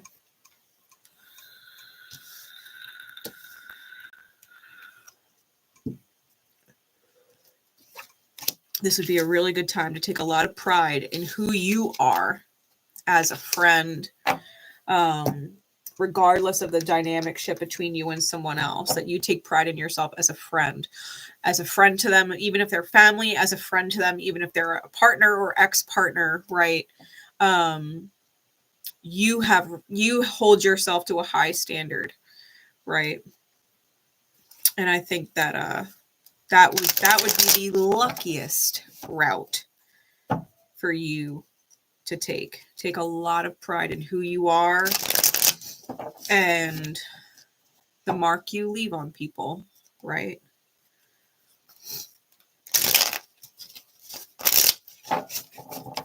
Leave people better than you found them. All right. We're at Leo. Let me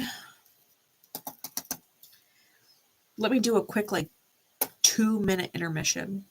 I ain't gonna lie, my allergies are a little crazy and my nose is a little crazy, so I have to go fix it, and I'm not gonna do that on camera and make y'all hear that. So give me 2 minutes.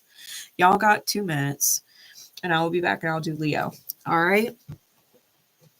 We'll timestamp it when I get back.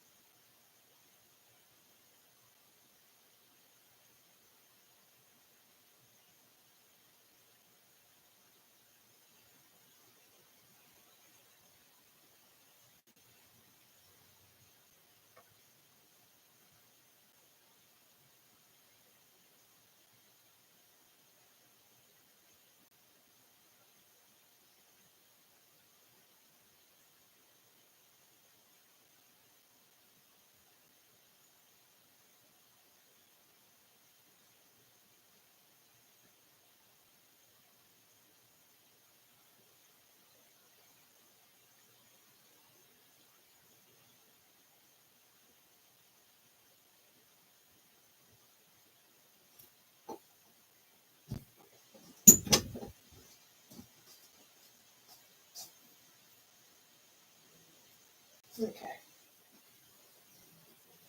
Alrighty, guys. Thank you. Appreciate you. We're back for Leo. All right. Leo timestamp. 1:43 on the dot. 1:43 is I love you. How you doing, Leo? We do love you. Let's see. Sagittarius after Leo. You ain't got to tell me twice. Sag is my gang. All right, Leo. We've got South Node, Sag, and 9th house, also Sag. South Node has no other denomination. So listen, Leo, you might be dealing with a Sag. You might have strong Sag in your chart, may be super significant if you're a Sag moon.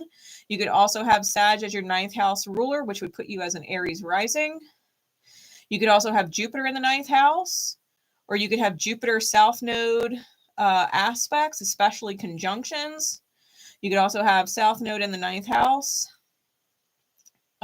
You could also have South Node in Leo, right? You could have Leo ruling the 9th house.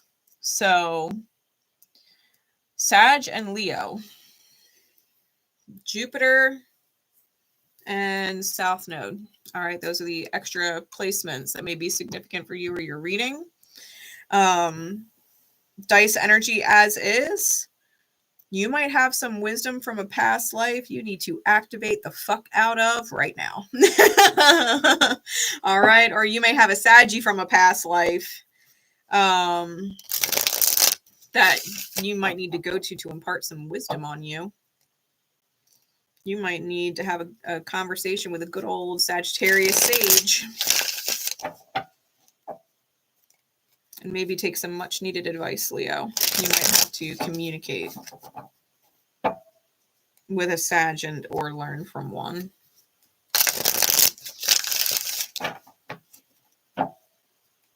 You may also need to put yourself in a new environment or be around different energy. Okay. What do we need to know for Leo? What do we need to know, understand, or have insight into in their highest good at this time? King of Pentacles out first. Justice out second.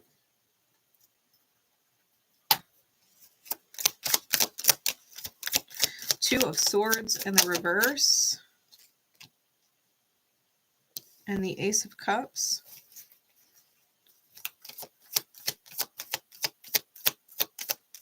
Who are you afraid to reach out to?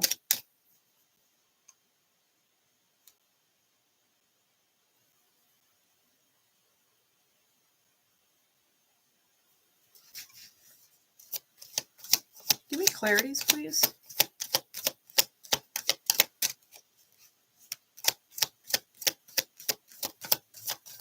Why are you... Give me clarities, please. For Leo, you're afraid. Leo, I don't think you would admit that to anybody, but you can't hide it from me. You might definitely be dealing with a Sag. Temperance is out here.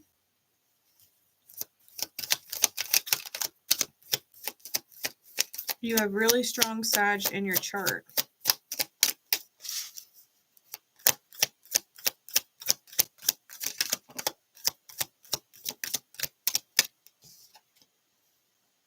Ten of Cups. You're afraid to reach out to your Ten of Cups.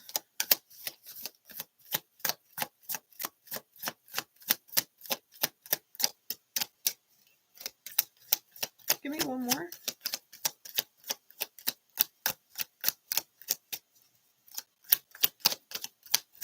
Clarify the Ace of Cups. The Queen of Cups.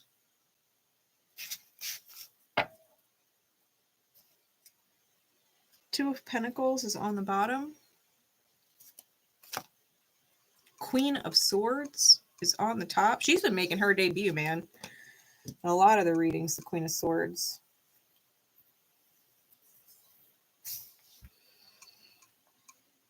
All right, so we have strong earth, air, and water. Sign specific. We have Gemini, Virgo, Libra, Sag, and maybe Aries.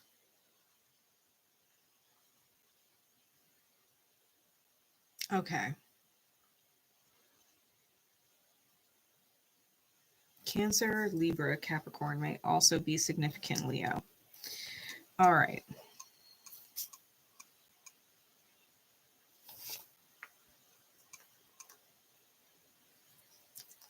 Top and bottom of the deck. Queen of Swords, Two of Pentacles.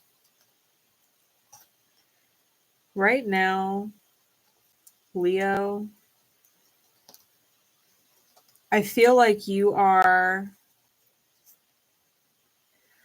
maybe focusing a lot on work and maybe how to improve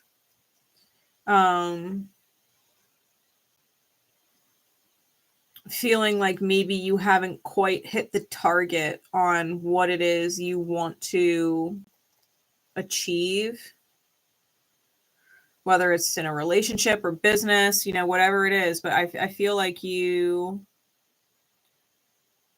missed the mark, or that the result is underwhelming.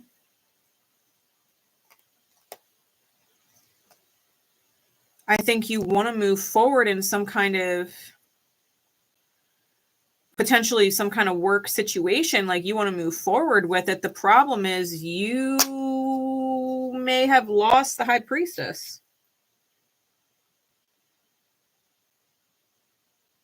You may have lost the intuitive that was kind of guiding everything in the transformative direction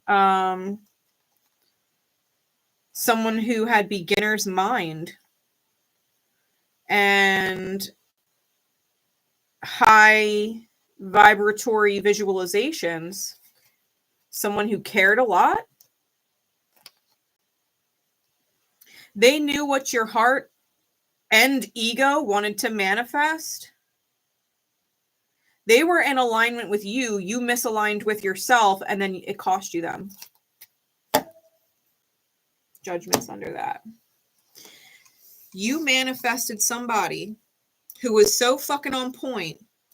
They were aligned with the energy of your best version. And when you misaligned with your best version, you lost them.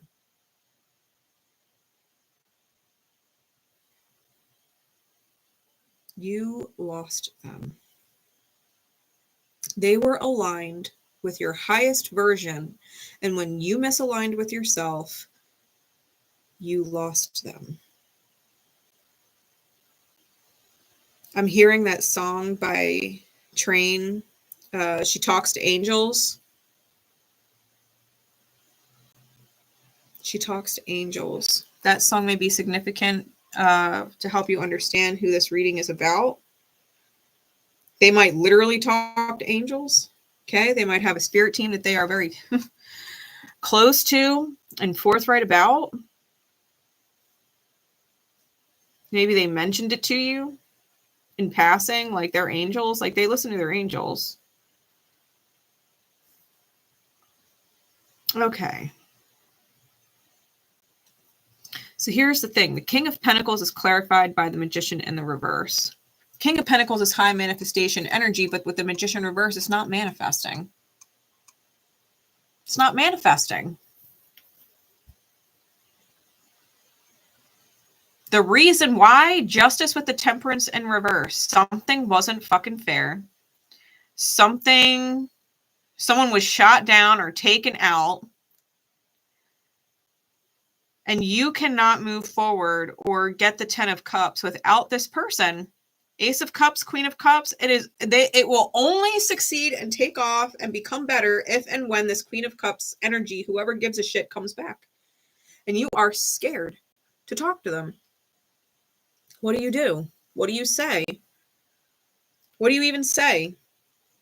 Especially if there's been like some time space between you and this person and the last time y'all connected, or if it ended on weird terms or bad terms or awkward terms, like whatever it is that you don't feel like you could just reach out to this person. They are the key though. Oh, they are the key though. They are the key to the 10 of Cups. That is fulfillment. That is emotional, spiritual fulfillment.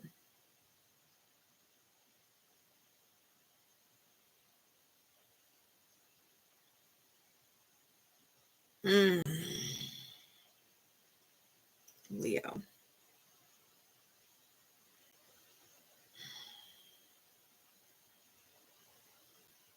That's fucking rough, man.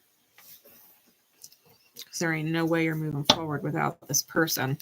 Not down the path you want.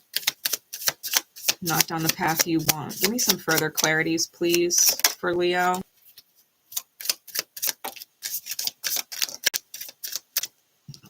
Excuse me. The Tower. 3 of Pentacles reversed. Chariot reversed. Yeah, this person, they might have some really strong Cancer, I'm telling you, in their chart. Sag and Cancer.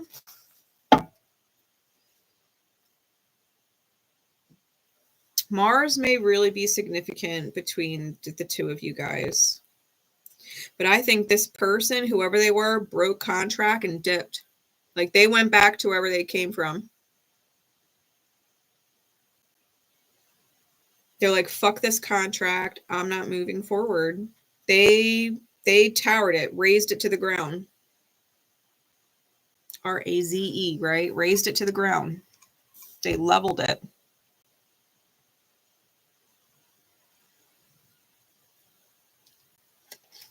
Because this person felt like the contract, whether literal or in soul, if not both, was not honored.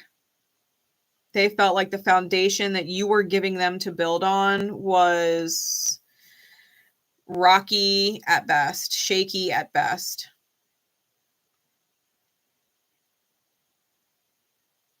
Like, they deserved to soar. They deserved assistance.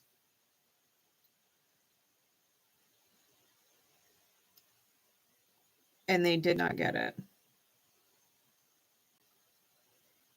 Now you've got people holding on by a thread, and you can't keep them around. Like, you guys, I say you guys, but I mean, you, them, take it how it resonates, guys, but someone fucked up.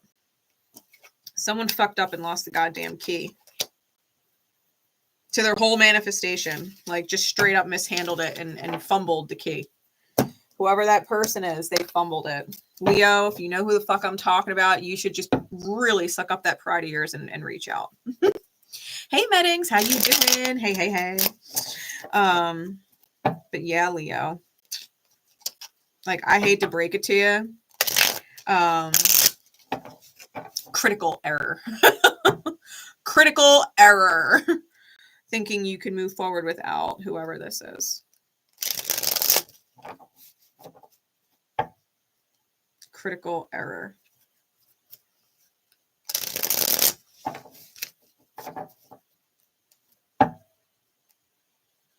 I don't know. Something gives me the feeling, Leo, that if you don't right the wrong, the fall is going to get a whole lot steeper.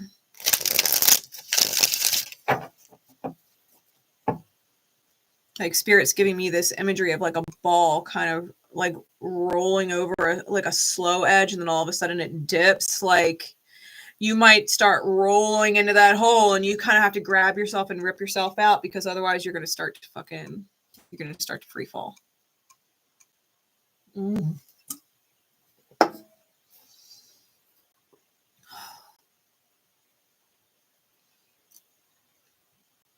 I will put out good intentions for you, Leo. Free falls are no fun. Free falls are no fun. All right.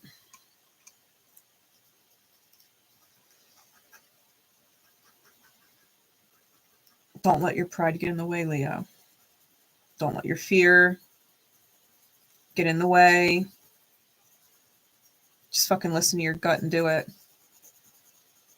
Just listen to your gut and do it. Worst that can happen is they tell you to go fuck off. You know, but at least do your best to right the wrong. Stop yourself from free falling, because that is most definitely the image I'm getting. Okay. We're going to do Sag.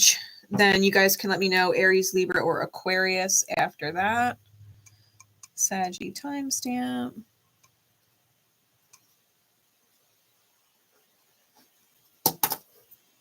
All right, Saggy, what's up, gang? How you doing?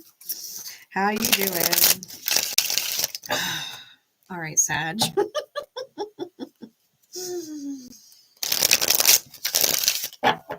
Let's get your dice. We've got Virgo, Uranus, and 10th house. Definitely have something going on with your career or reputation. There might be drastic changes or drastic need for routine. We also have Aquarius and Capricorn out here, which could definitely be Saturn, because both Aquarius and Capricorn are Saturn ruled. We've also got Mercury out here. So Mercury, Uranus, or Saturn in the 10th, or any of those three planets in either Capricorn, Aqua, or Virgo. You could also have Sag in the 10th, Uranus in Sag, or Mercury in Sag. Okay. All right. What is going on, Spirit?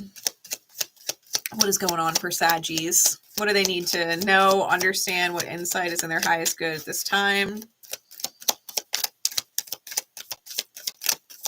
What is in their highest good for my beautiful Sagittarius?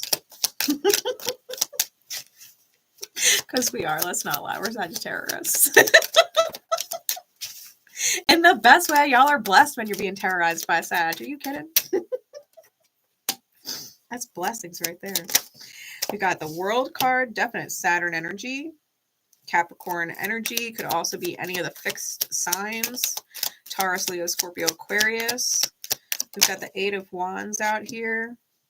We also have the Page of Cups in the reverse. Give me one more. And the Queen of Wands. All right, clarities, please.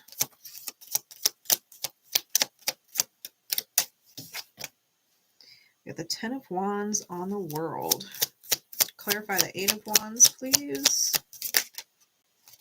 The Star. Again with the Aquarian energy. We got the Knight of Cups, clarifying the Page of Cups reversed. And then clarify the Queen of Wands.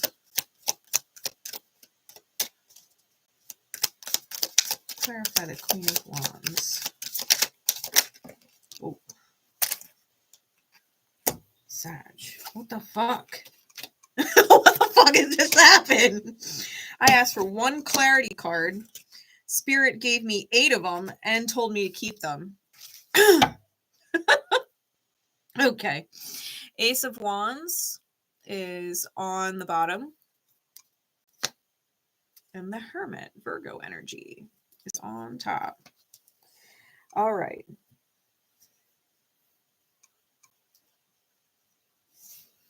I've got Aries out here, Aqua out here, Capricorn here, Aries and Scorpio here.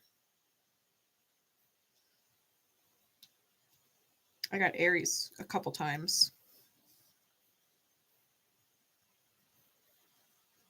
I got Scorpio a couple times too.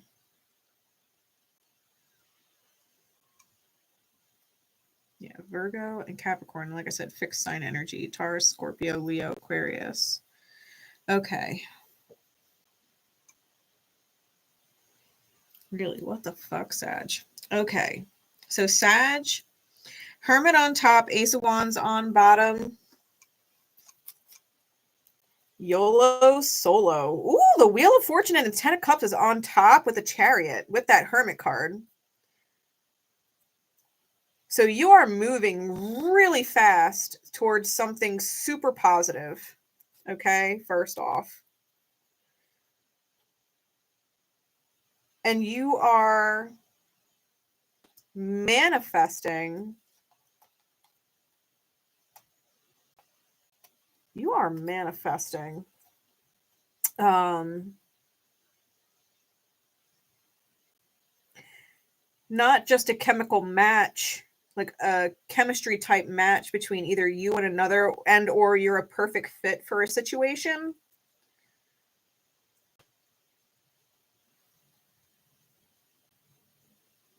And someone might come through like talking out their ass, like they're not using their fucking head. And so you do your Saggy thing that you do and probably burn a bridge. Yeah, you burn a bridge. You're like, I don't care. Saturn's like, I don't fucking care. Saturn's like, I'm manifesting some shit. You're talking, you're not using your head. Sag is sovereign. It doesn't bother them. They move forward with all their strength. Strength card, Emperor card, Lover's card. I think you're manifesting some serious forward movement. And I think people are constantly going to be trying to knock you off that manifestation. But you've put in so much energy and so much work to get where you're at. Like, people are not knocking you, but it's not stopping them from trying. Okay, Sag. It's not stopping them from trying. You are moving ahead. Very, very independent, very solo. Okay. And you've got a lot of great things coming towards you with that choice, that action, right, to move forward, whatever it is that you're guided to do moving forward. You are World card, 10 of Wands, closing the cycle on burden, spiritual burden. Eight of Wands, the Star card. You are getting all kinds of messages and downloads. I'm getting crazy dragon synchronicity on these cards. So you might be getting some real dragon medicine. I got dragons on 3 cards. I got dragons on 3 cards. Technically 4.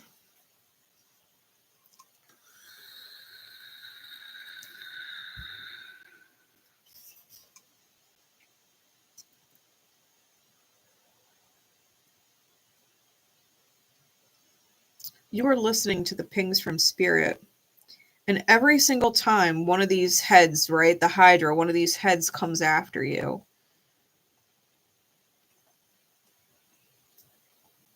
you are not backing down. Page of Cups reverse, clarified by the Knight of Cups.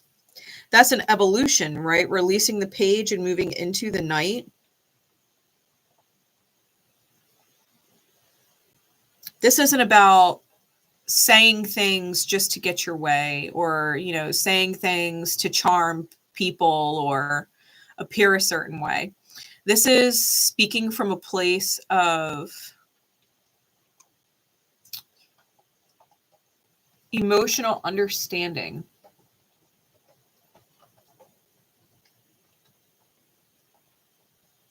And being tuned in, right, to yourself.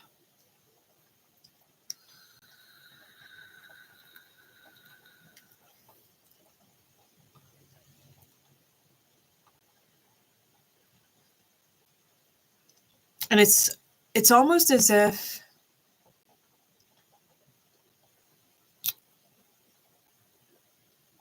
you know, no matter what gets thrown at you, you're being guided by Spirit to acknowledge that you're going to win, right? No matter what it is that you are up against, Spirit is letting you know it's okay. You got this. It's okay. You got this. Go. You're going to win it. Like you're going to come out on top with this. You know what I mean? Like, don't worry about it. Face whatever it is, because you're going to come out on top. Face whatever it is. And it's like a constant reassurance from Spirit. Like, you are capable. You could do it. Whatever the demon is, or whoever the demon is in front of you, you can slay it.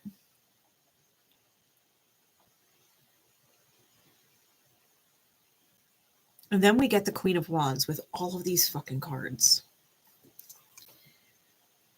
4 of Cups reverse, Fool reverse, 6 of Cups, Page of Pentacles, the Tower, 10 of Pentacles, the Devil, and the 3 of Wands.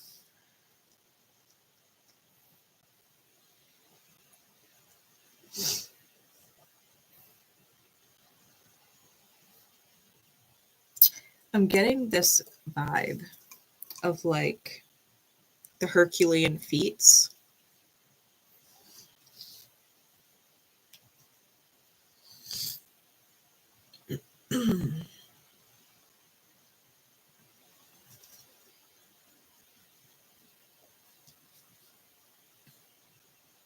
Like someone rained on your parade. And it's almost like you were paying for karma that you had nothing to do with.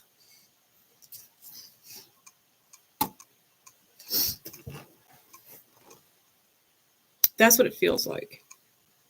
It feels like you were tasked with paying someone else's karma. Whether you voluntarily took it on or got tricked into taking it on, or it was thrown on you, but you at the time were or are paying karma that you had no business paying, because it had nothing to do with you to begin with.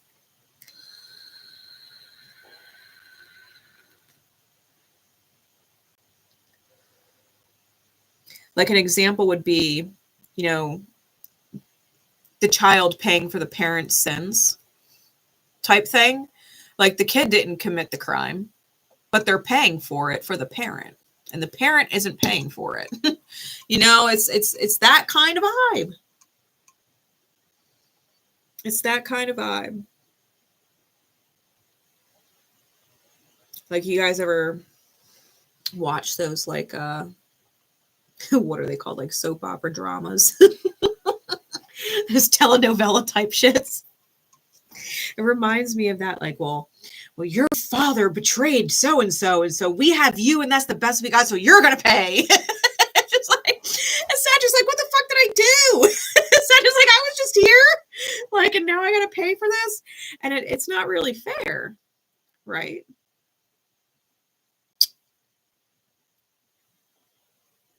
And I think Sag, you might be burning out the chains. You might be burning out the chains. And not only are you burning your way out of the chains, you're bringing the Tower and the Ten of Pentacles, which is the Minotaur. You're protected and you're fucking scary. You're protected and you're fucking scary. You're like, watch how you treat me. Right? The Three of Wands, the brownie. Watch how you treat me. Because Sag is an angel until you give them good reason to be the fucking devil. And then they will gladly put on that costume and put on that show. Sag is like, oh, you wanted a show? You wanted a horror movie? You wanted to go see a horror movie? Okay. Oh, Sag is like, where's my hair and makeup? I've got to be on stage in 10 minutes. Oh my God. Sag.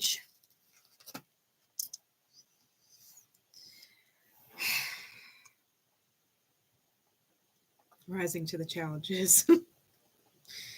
For real though. I think you're going to come out on top of whatever this is. I think you're going to be victorious against whatever comes at you, so long as you are, you know, following your inner light and remembering what it is that you deserve and what you don't. I think that's going to be the big key, you know? Yeah.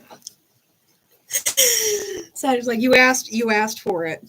I mean, and that's the one thing, like, people don't understand about Sag. They think Sag, you know, just pops off randomly for no reason. Sag is like the water sign of the fire signs. Okay. They really are like the water sign of the fire signs. No different than Scorpio is the fire sign of the water signs. Sag is that very mutable, empathic, I see your soul and know what it needs person. They truly are a gift when you're on the right side of a Sag, right? They're like the angel you didn't know you asked for. But if you piss in their Wheaties, oh shit, you fucked up, yo. Oh man. Sag will put that whole dumpster fire right on stage. Like, I'm gonna let it shine. This little light of mine. I'm gonna let it shine. Sag will light that dumpster on fire right on the fucking stage.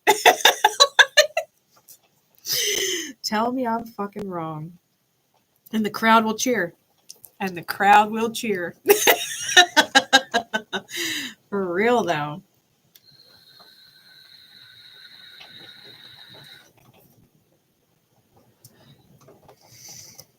If a work opportunity presents itself for you, Sag, I think you're going to set really strict ground rules for what works for you and what doesn't. And if people do not want to be in alignment with what works for you and they try and play games, you're like, that's cool. I brought matches. I didn't know you wanted me to burn it down, but I guess that's okay. I came prepared just in case. I think Sag is laying very, very specific rules. If you want this from me, if this is the result you're after, if this is the goal or the manifestation at stake and you want me to get it for you, that's fine. We're going to do it my way. That's fine. I'll get it. Whatever you want me to get, whatever you want me to achieve, whatever you want me to manifest, whatever role you want me to fill, I will excel. I will do it exceptionally well, and I'm going to do it my way. And if you get in my way, I'm out. Sag said, don't tell me what to do. Respectfully. Don't tell me what to do. Good for you, Sag. You remind them. Sometimes they need that reminder. Sag is no fool. They're not going to miss opportunities. They're not going to get shorted. They're not going to be played. They come prepared. Okay, Sag comes prepared, fully equipped with matches and a flamethrower in extreme cases if need be. Sag comes with it. All right. Sag.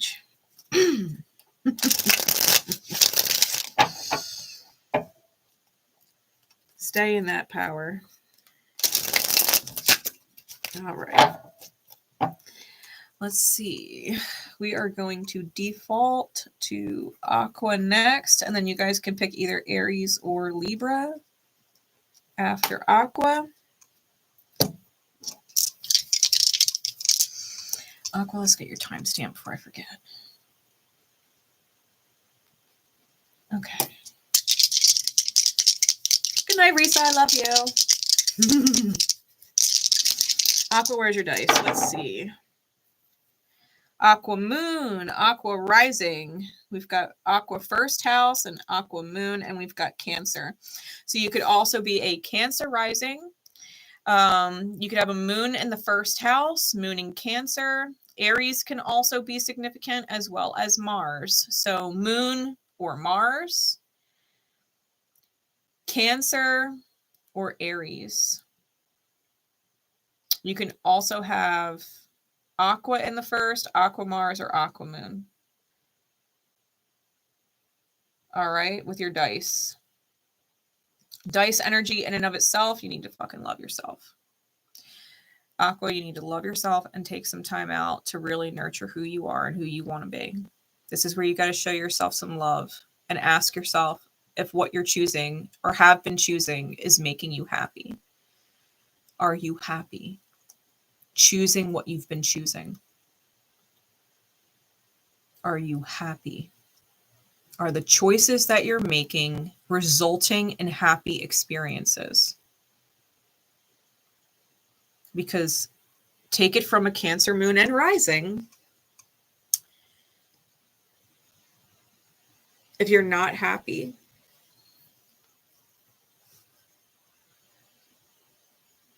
because other people aren't showing up for you and loving you the way you really need them to, you have to love yourself the way that you need them to love you.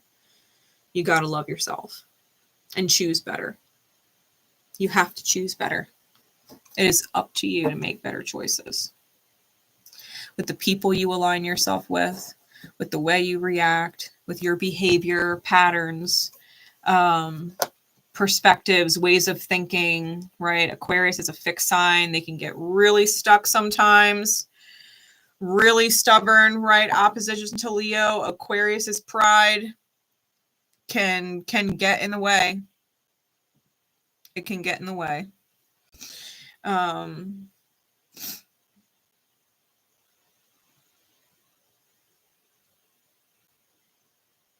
You have to look at your feelings objectively, Aqua. This is the choice that I'm making. This is the feeling that results from those choices. Do I want to keep choosing it? Right? No matter what life you're living, you are choosing it every day.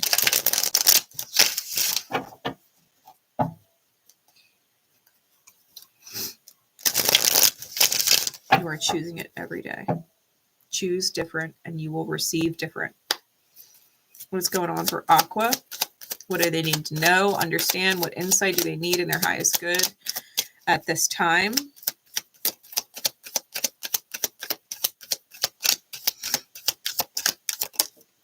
Yeah, I hear you, Meddings. All right, 10 of Pentacles. 9 of Pentacles. 9 of Swords. Give me one more in clarity, please. Knight of Swords, Wheel of Fortune, the Hermit, the Emperor. Maybe one more.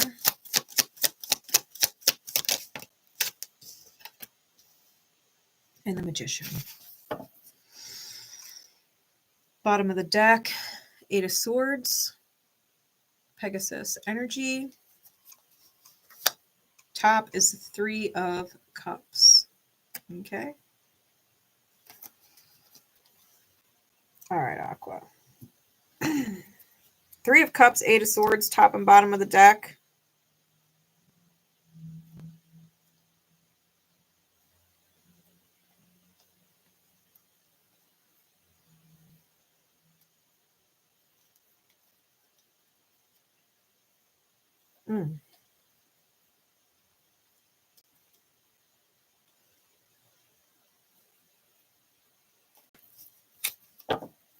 Aqua.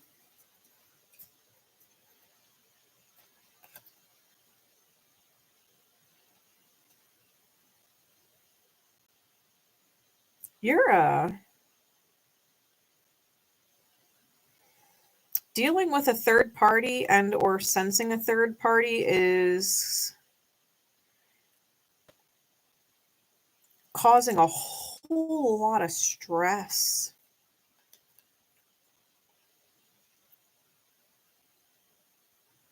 Thoughts racing.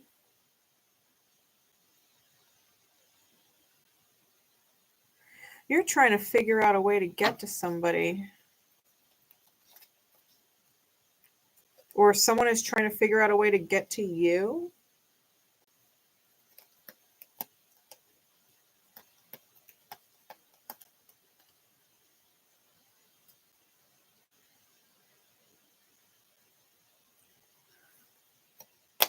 Or you are afraid that someone is going to manifest happiness without you.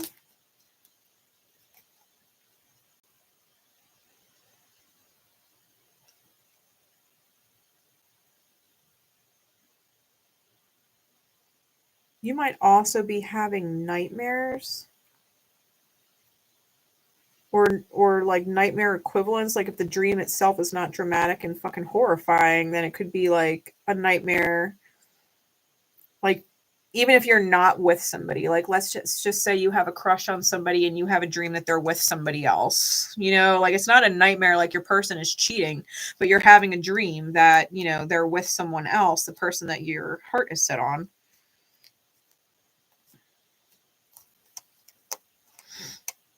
There's something about your dreams.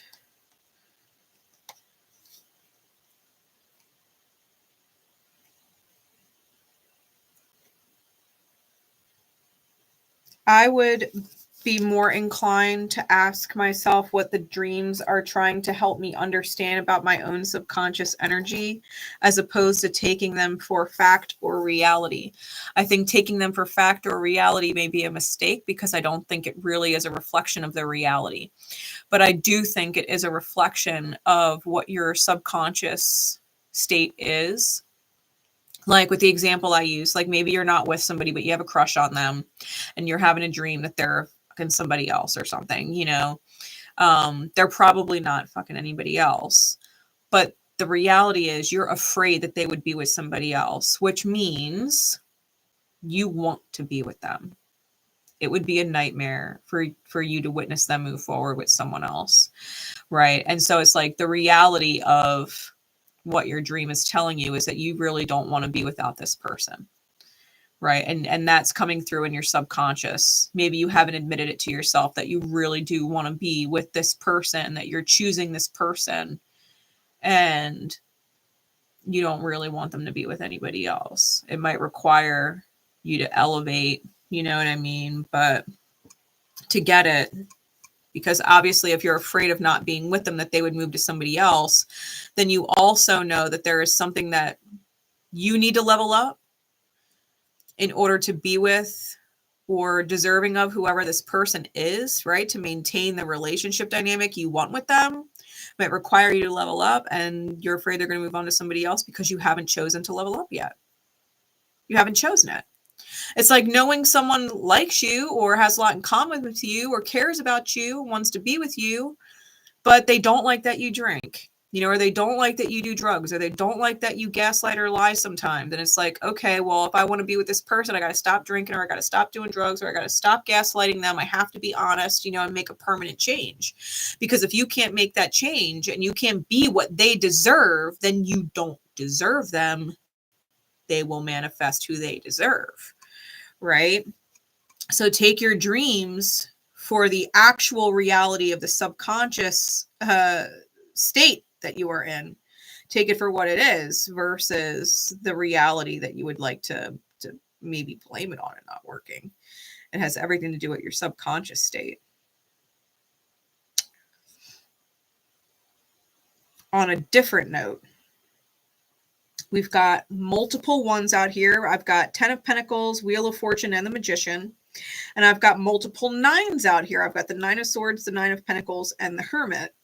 So 1s and 9s, you're at a very pivotal moment, right? A pivotal moment, Aqua, where you're between the closing of a chapter, the closing of a cycle, right? 9s are the closings. 10 is the simultaneous beginning and end, right? Where the ending ends and beginning begins, right? That moment where one transitions into the other. That's what the 10s are. The 1s are the initiation of the new cycle. I feel like whatever it is financially, you have to get out of the maze with it, and it will succeed if you get out of the maze, right? There is navigation required of you. And I feel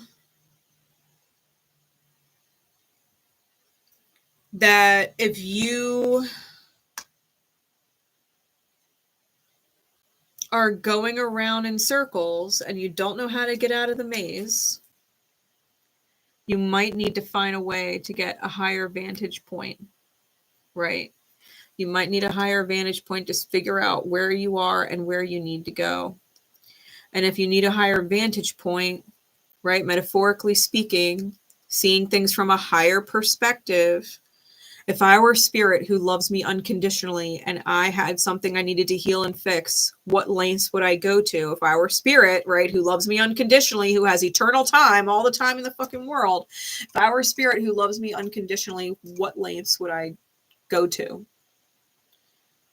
teach me, right? If I were the divine that loves me unconditionally, what would I do? What lengths would I go through to teach me?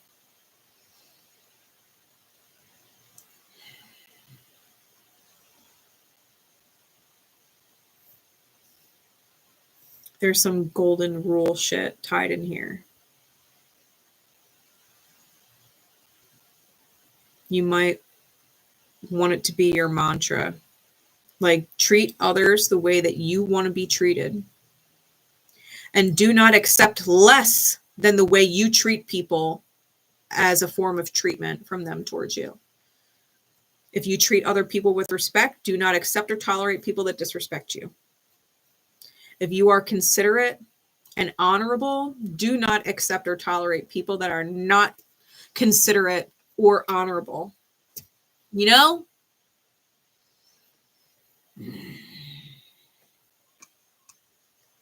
Nine of Pentacles and the Hermit. Whatever you have to get done, Aqua, it's solo. No other people are required. Aqua. There is no one and nothing else required but you. And you're having major anxiety, the 9 of Swords, with the Emperor stepping into your power.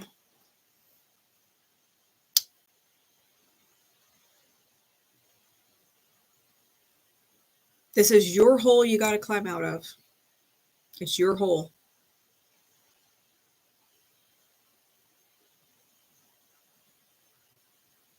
It is the maze you are stuck in. No one is coming to get you out. You have to do that. You have a serious fear about stepping up into your emperor energy, your healed yang. Trust of self, shot caller, like leader of my life energy. You have a hard time stepping into that. You want to be led.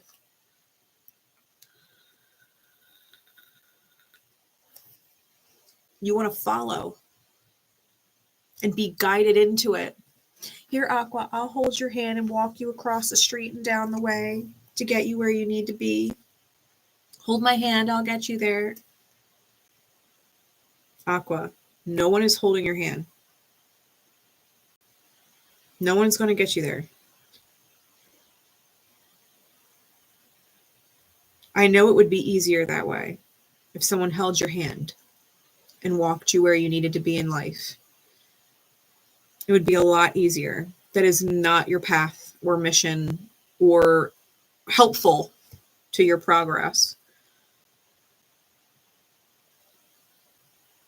You are a follower and you need to become a leader. You need to become a leader. The Knight of Swords with the Magician, you need to speak up. You need to speak up. Closed mouths don't get fed.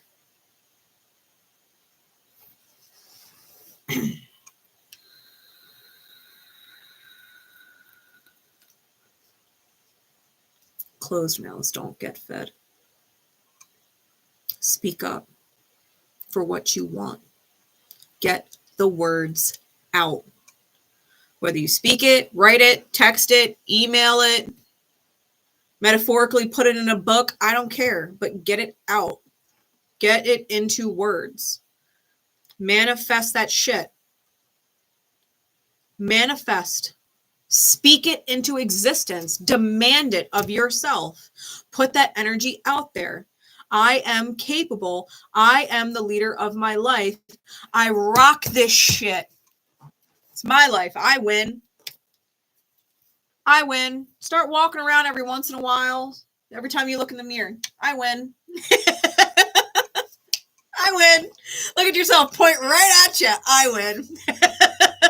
Have that game with yourself in the mirror every single time you catch yourself in one, whether it's your rear view, your side view, your bathroom, your bedroom, down the hallway, wherever you got a mirror, every time you look at one. I win. Have that little reminder to yourself. I win.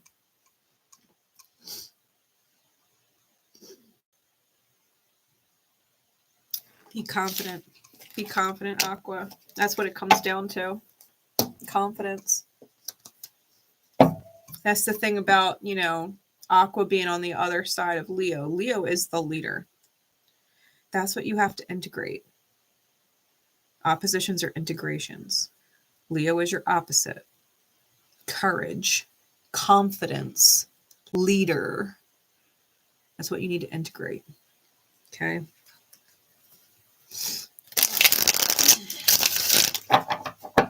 I'm going to get an Aries and then Libra.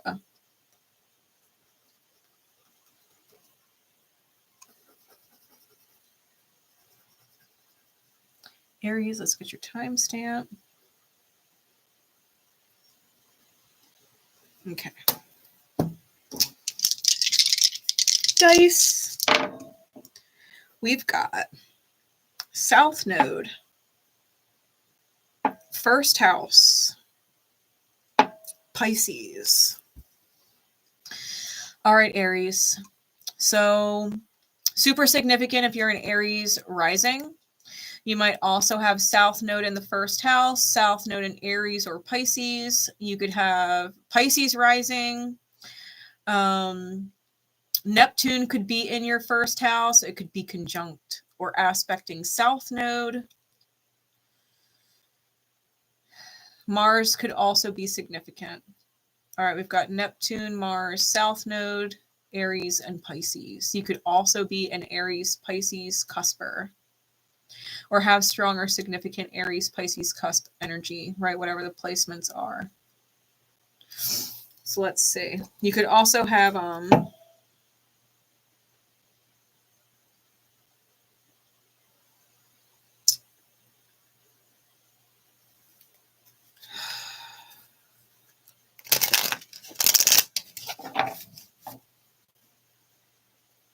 did I say South Node Pisces? South Node Pisces, South Node Aries.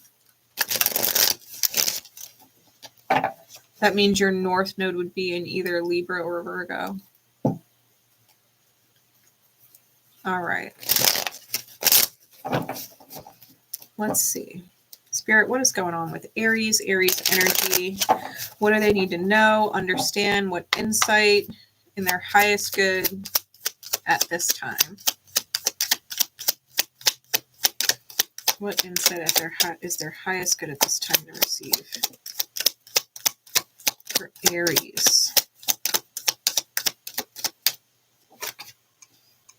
Ooh. What else? Oof. Aries. Like I said, super significant if you're Aries or Pisces rising or have strong cusp energies. Give me one more and then clarities, please.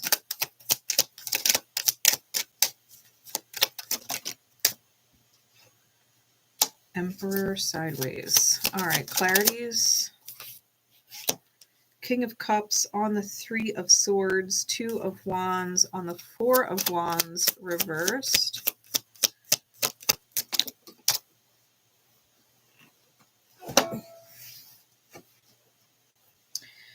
Page of Pentacles reversed on the Ace of Pentacles. Give me one more. Clarify the sideways Emperor, please. Aries, this might be the hardest reading I've given you tonight. Like, as far as news.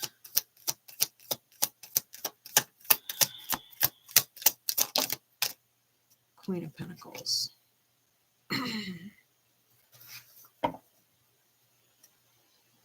Bottom of the deck is the 8 of Swords. Top of the deck is Judgment. Okay. Aries, we do have strong Scorpio. We got the Emperor out here. That is your energy. We got quite a bit of Earth out here. Okay.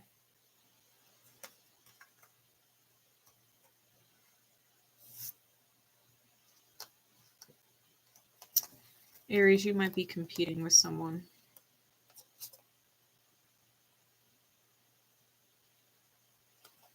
Someone you feel like you are meant to be with.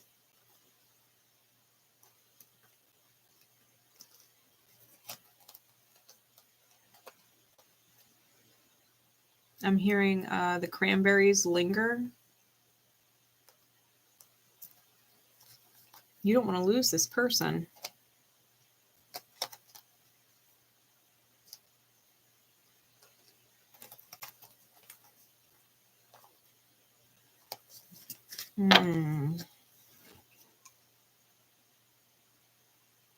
Because underneath the 8 of Swords, there's the Knight of Pentacles and then the Knight of Cups, followed by the Lovers and the 2 of Cups. Like, there's some kind of competition going on that you're having anxiety about, whether it's, you know, someone competing for your partner, or someone competing for a position, like a job, right? Depending on the house, you know, the Aries rules for you. It could be significant in a different way.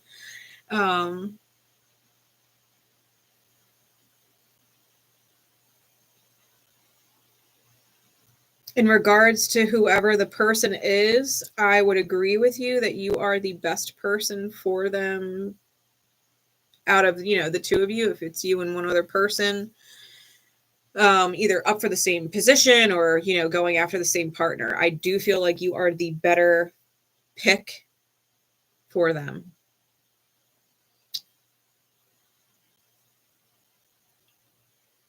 I think you are the highly aligned pick. I won't say the right pick because there is no real right or wrong. People have lessons to learn. They're going to pick the right path to learn their lessons. I think you are the highly aligned path. I don't think they're staying on it with you though. Okay. And I know that's hard because you are not wrong. You're not wrong. Like this person or this situation, it is meant for you in its highest vibration. The issue is it's not in its highest vibration though, which ultimately means if you were to stick it out and be with it anyway or continue to compete, you would get hurt. Because this person's not ready for you, or the situation is not ready to thrive or succeed with you. Someone has some kind of lessons to learn.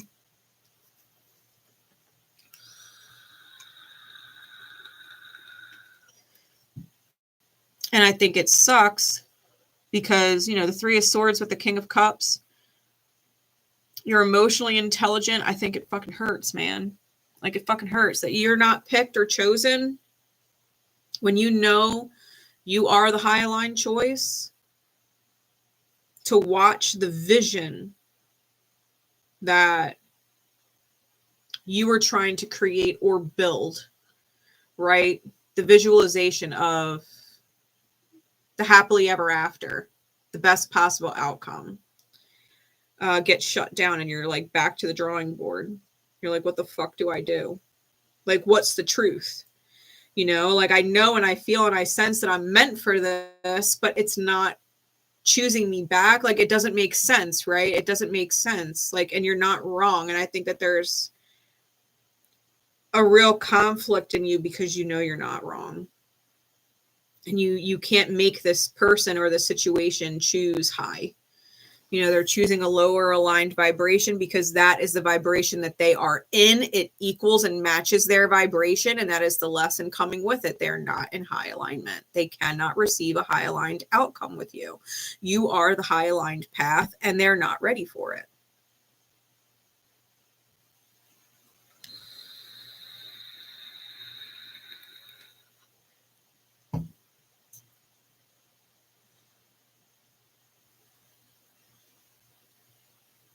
Ace of Pentacles with the Page of Pentacles in reverse. Like there is a brand new opportunity, a divine handing. Like here's the open door, walk through it. And someone's like, no, it's cool. Page of Pentacles reverse. Nah, it's cool. I got issues and they got them too. So give them all to me and I'll give mine to you. Right?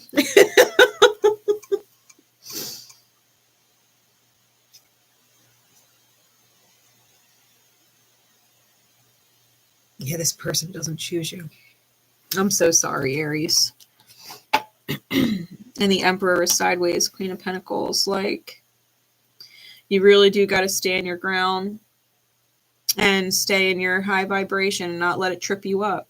Like, people have free will choice. They could choose to level up at any time.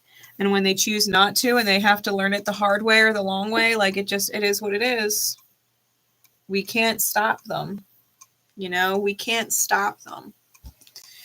We're all here. We've got an endless amount of lifetimes. You know, it doesn't, these cycles, this reincarnation, like it doesn't stop. Like, you know, it's not like it'll be the last time this person has the option to choose a high aligned path, but they got more, they got more to go, you know, and it could be the other way around, right? If you're a cross watcher, cross watching for an Aries, I could be talking to you about your Aries, like they might have a ways to go yet.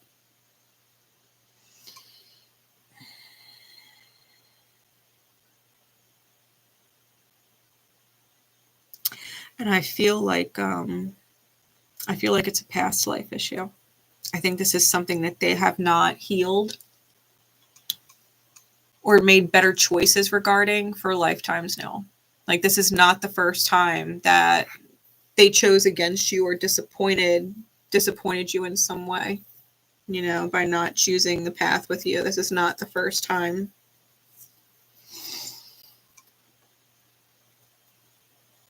And I think it hurts a little more every time.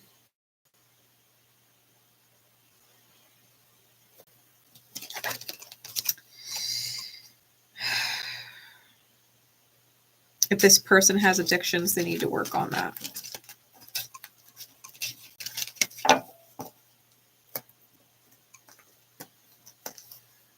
Yeah, they need to work on that.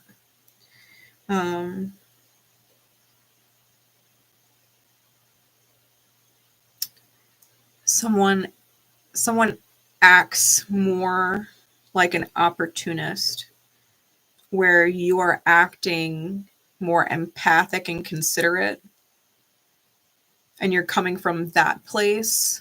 They themselves are coming from a more opportunistic place with you.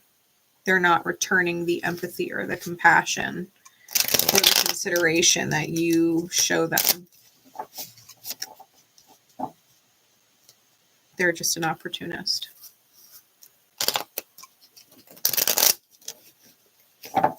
Okay.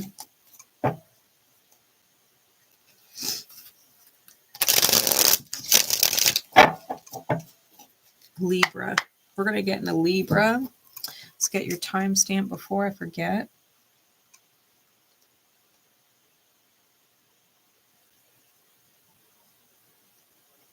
Okay. Dice.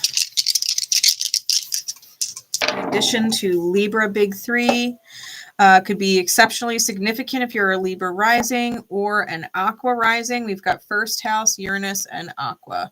So you may have really strong or significant Aquarian placements, especially because Aqua is Uranus's ruler. You could have Uranus in the first house. You could have Uranus in Libra.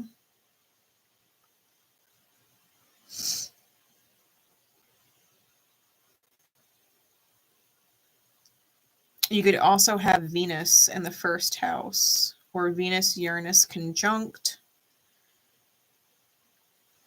or Venus in Aqua or Libra.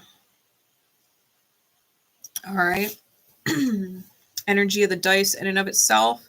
This is about radical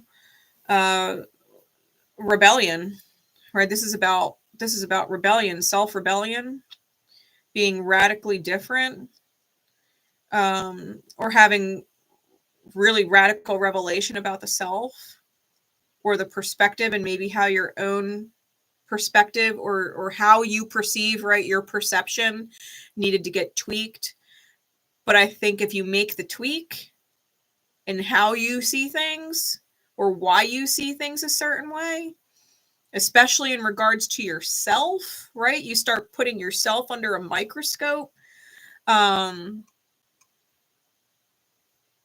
I think you're gonna see things differently, right? I'm getting this imagery of like looking through a microscope, right?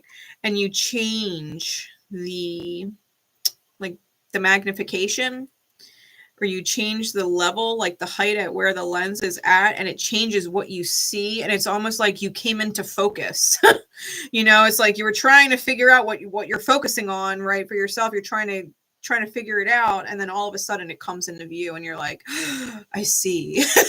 Right? I'm getting that kind of vibe. Libra. Strong Aqua energy though, right? Aquarius, Uranus, first house on the dice. All right. So Libra. Maybe even super significant if you're cross watching for one, right? Let us see. What is going on, please, Spirit, for Libra? What do they need to know, understand, or what insight in their highest good do they need to receive right now? For Libra, what do we need to know for Libra at this time? Libra energy, especially the house that Libra rules for you. What do you need to know in your highest good? We've got the Knight of Swords, the Three of Swords, the Eight of Wands, and the Four of Cups.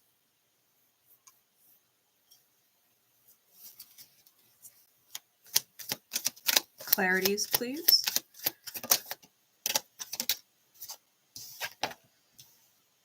Four of Pentacles on the Knight of Swords, the Magician on the Three of Swords. If you're dealing with a Gemini, oh, they could be like a fucking stranger right now, and it might cut deep. The Gemini or a Virgo.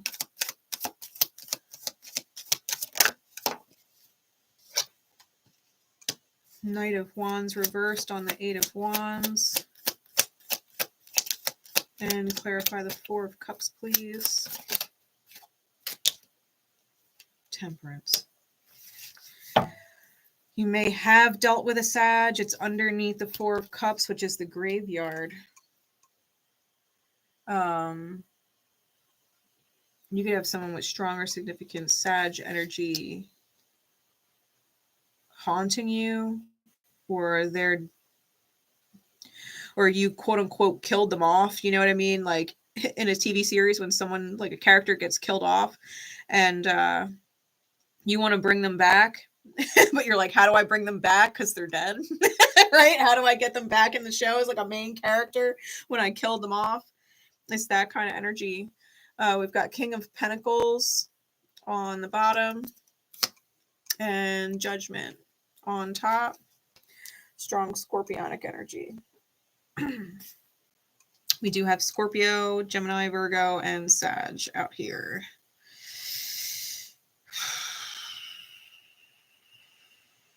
A lot of air, a lot of fire. Okay. So Libra. Underneath the King of Pentacles is the Devil. So you may be focusing really hard on work, really hard on material manifestation, material gain, obligations. You may be anchored to a job or living situation. You could also have a very unhealthy attachment to control of money and or resource.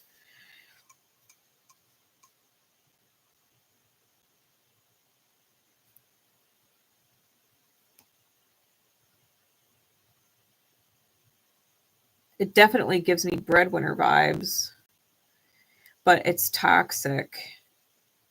It has this "it's mine" vibe.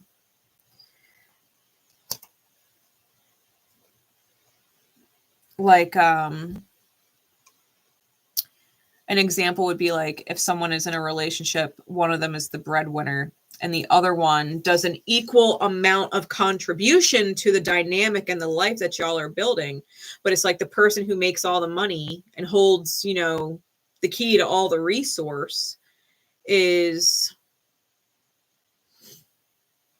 using it over the other person, you know, like, well, who pays the bills? You know, my house, my rules. And it's just like, yeah, but we're partners. It's still my house. Like, you might be paying the bills, but I'm the one that keeps it clean. I'm the one that, you know, makes it run and function and makes your life easier. You know, like, I might not be making as much money as you, but your kids are taken care of, or, you know, your house is taken care of, or all of your errands are taken care of, and all the things you need to do during the day that you can't do because you're working, I'm doing them for you. You know, like, I'm the one mowing the lawn. I'm the one changing the oil. I'm the one running to the store and getting groceries. I'm the one cooking dinner. I'm the one cleaning. I'm the one doing laundry. You know, it's like that kind of thing. Like, just because they're not the breadwinner doesn't mean they're not equal as far as contribution. Okay. And someone is using the fact that they make money or hold all the power as far as material resource. They're holding it over someone else. Like, I make more than you. My house, my rules. And it could be you, Libra. You know, it could be you. It could be the other way around, right? You could flip it, take it how it resonates. But someone is communicating with the Knight of Swords clarified by the Four of Pentacles. Like, the communication is very sharp, very clear, fast incoming. Like, I'm in control. I'm holding on to it. I'm calling the shots. Like, if I think we need it, then I'll buy it. But if I don't think we need it, I don't care if you think we need it. I don't. So I'm not buying it. You know? The Three of Swords with the Magician.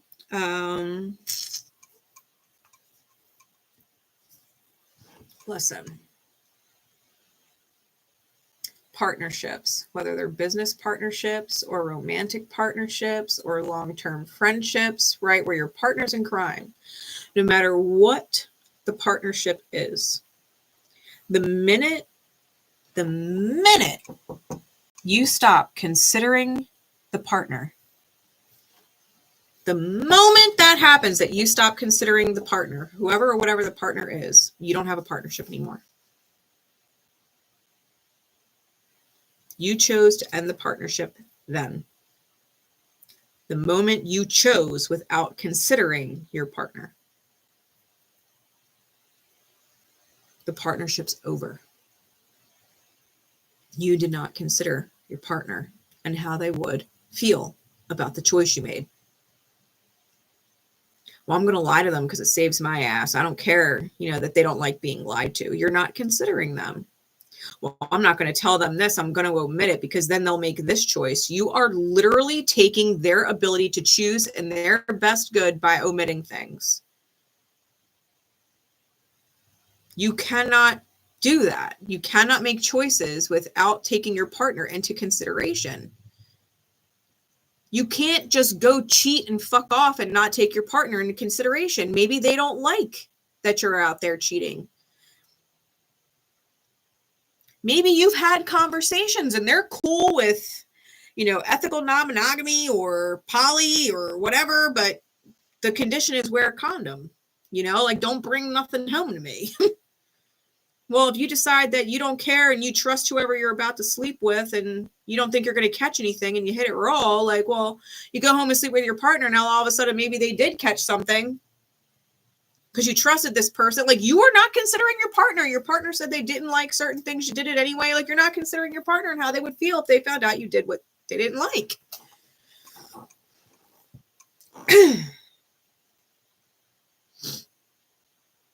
There's a lot of double standard shit here too.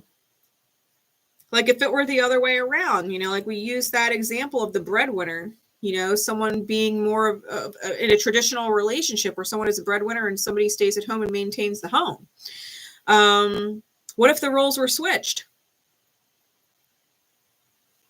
Could you handle it?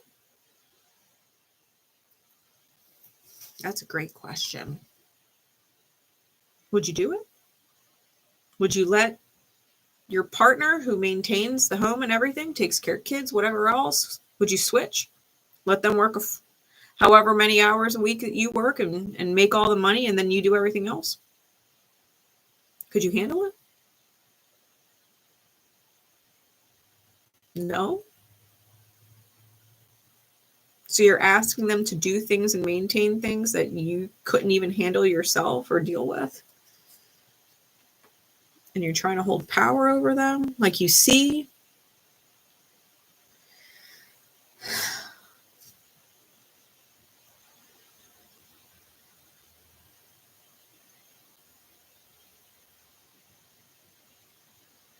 I hold no bars, guys, right? As far as like the honesty goes. When it comes to card reads, I call it like I see it.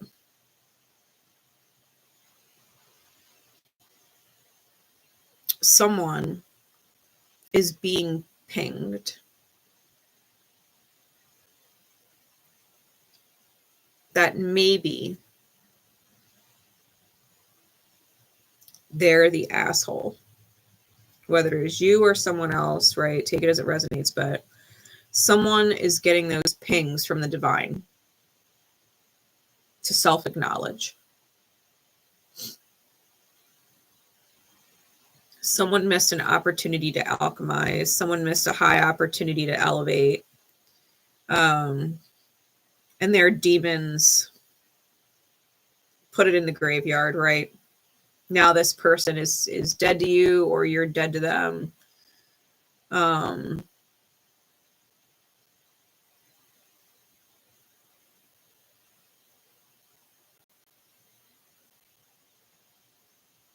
And I think you're being called to acknowledge that.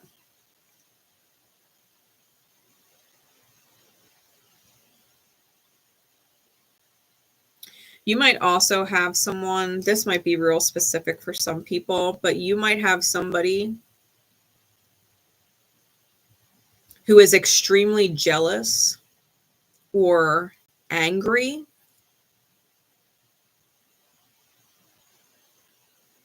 because you still have a fire lit or a flame lit for someone else who's no longer in the picture.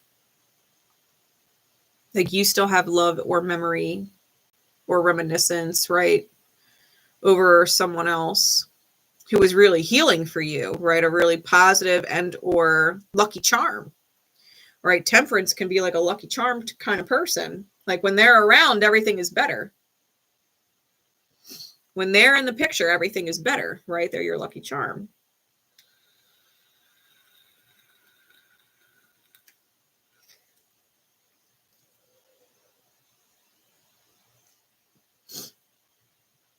How do you bring the lucky charm back to life?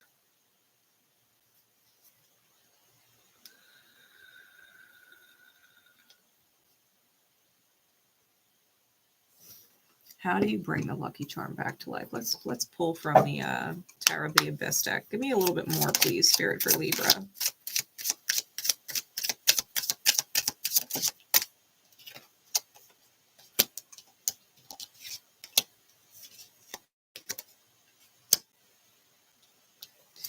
All right, give me one more.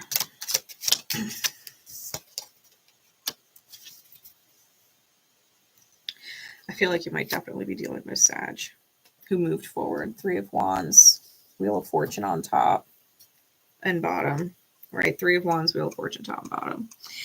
Got 4 of Cups, 10 of Swords, 5 of Swords, 5 of Cups.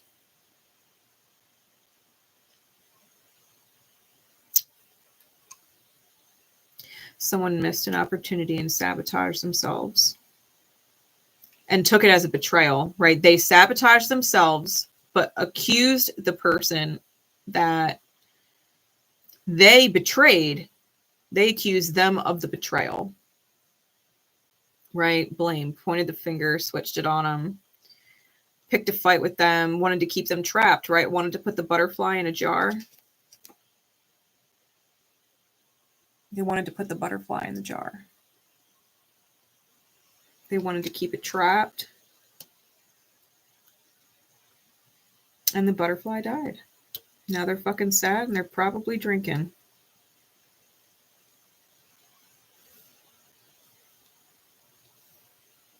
Yeah, this Sagittarius temperance energy, Wheel of Fortune energy, they really were a lucky charm. Beautiful energy.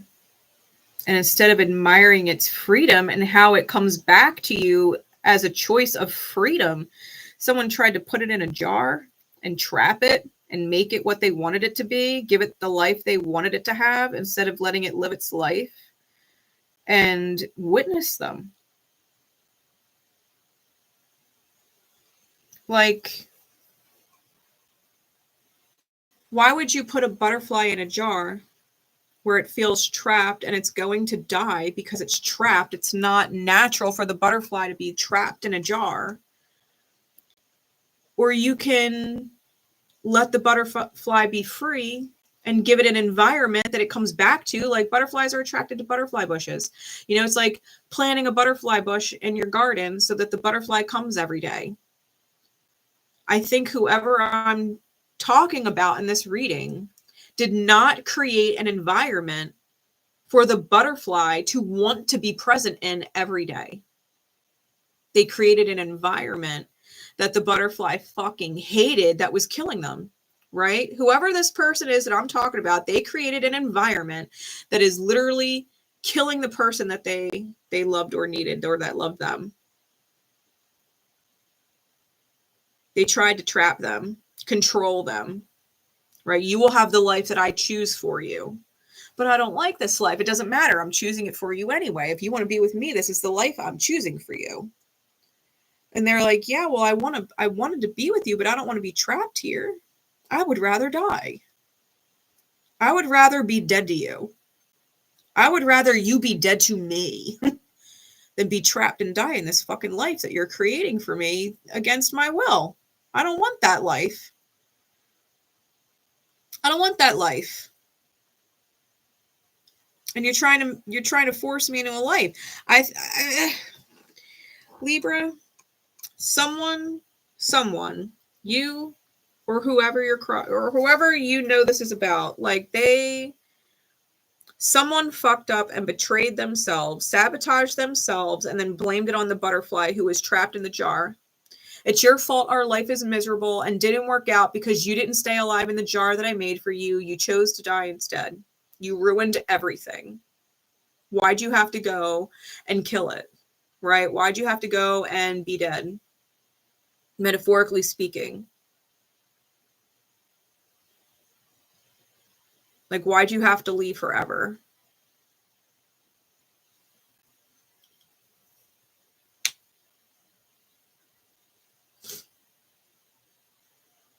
You can't blame the butterfly for dying if you put it in a fucking jar.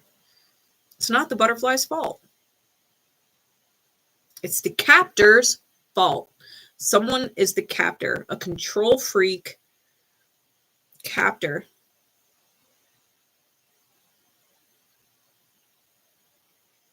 And you can't treat people that way.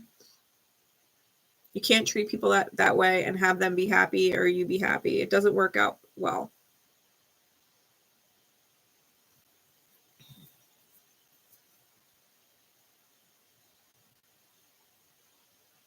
Someone needs to own their shit.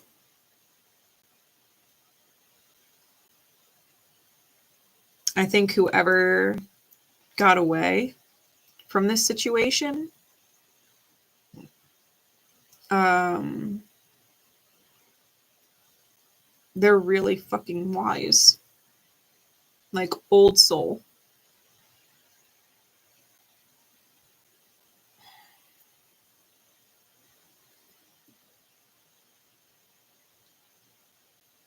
And I'll pray for you if you ever wish them ill. If you ever wished them ill for betraying you when they didn't, and you wished ill on them,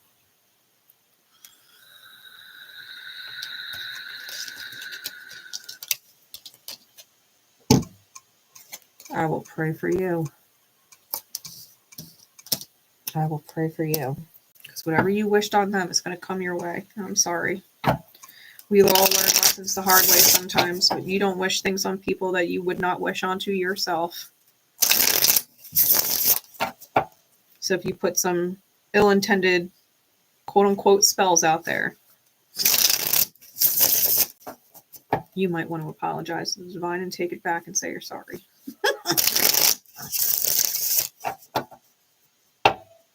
All right.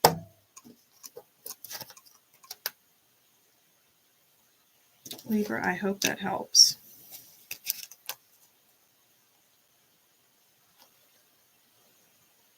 Because you definitely tried to control the wrong person. You tried to trap the wrong person. Took negotiating and consideration off the table and tried calling all the hard shots on your own and making them deal with it. It doesn't work that way. It does not work that way. It might temporarily for a time, but there is consequence to treating other facets of your soul, which is all other people are. You cannot treat other facets of your soul like that. Unacceptable. Okay.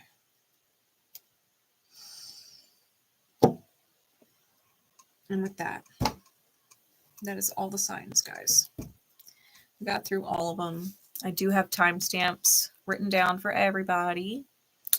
So I'm going to wrap this up and then I'll get those timestamps in for you. I do hope this helps. I hope it gives you what you need to choose in your highest good, whatever it is you need to choose in your highest good. I have faith that if you caught it whenever you needed to catch it, that it helped you in whatever way it needed to help you, as is my intention always. I love you guys, and I will see you again soon. Bye.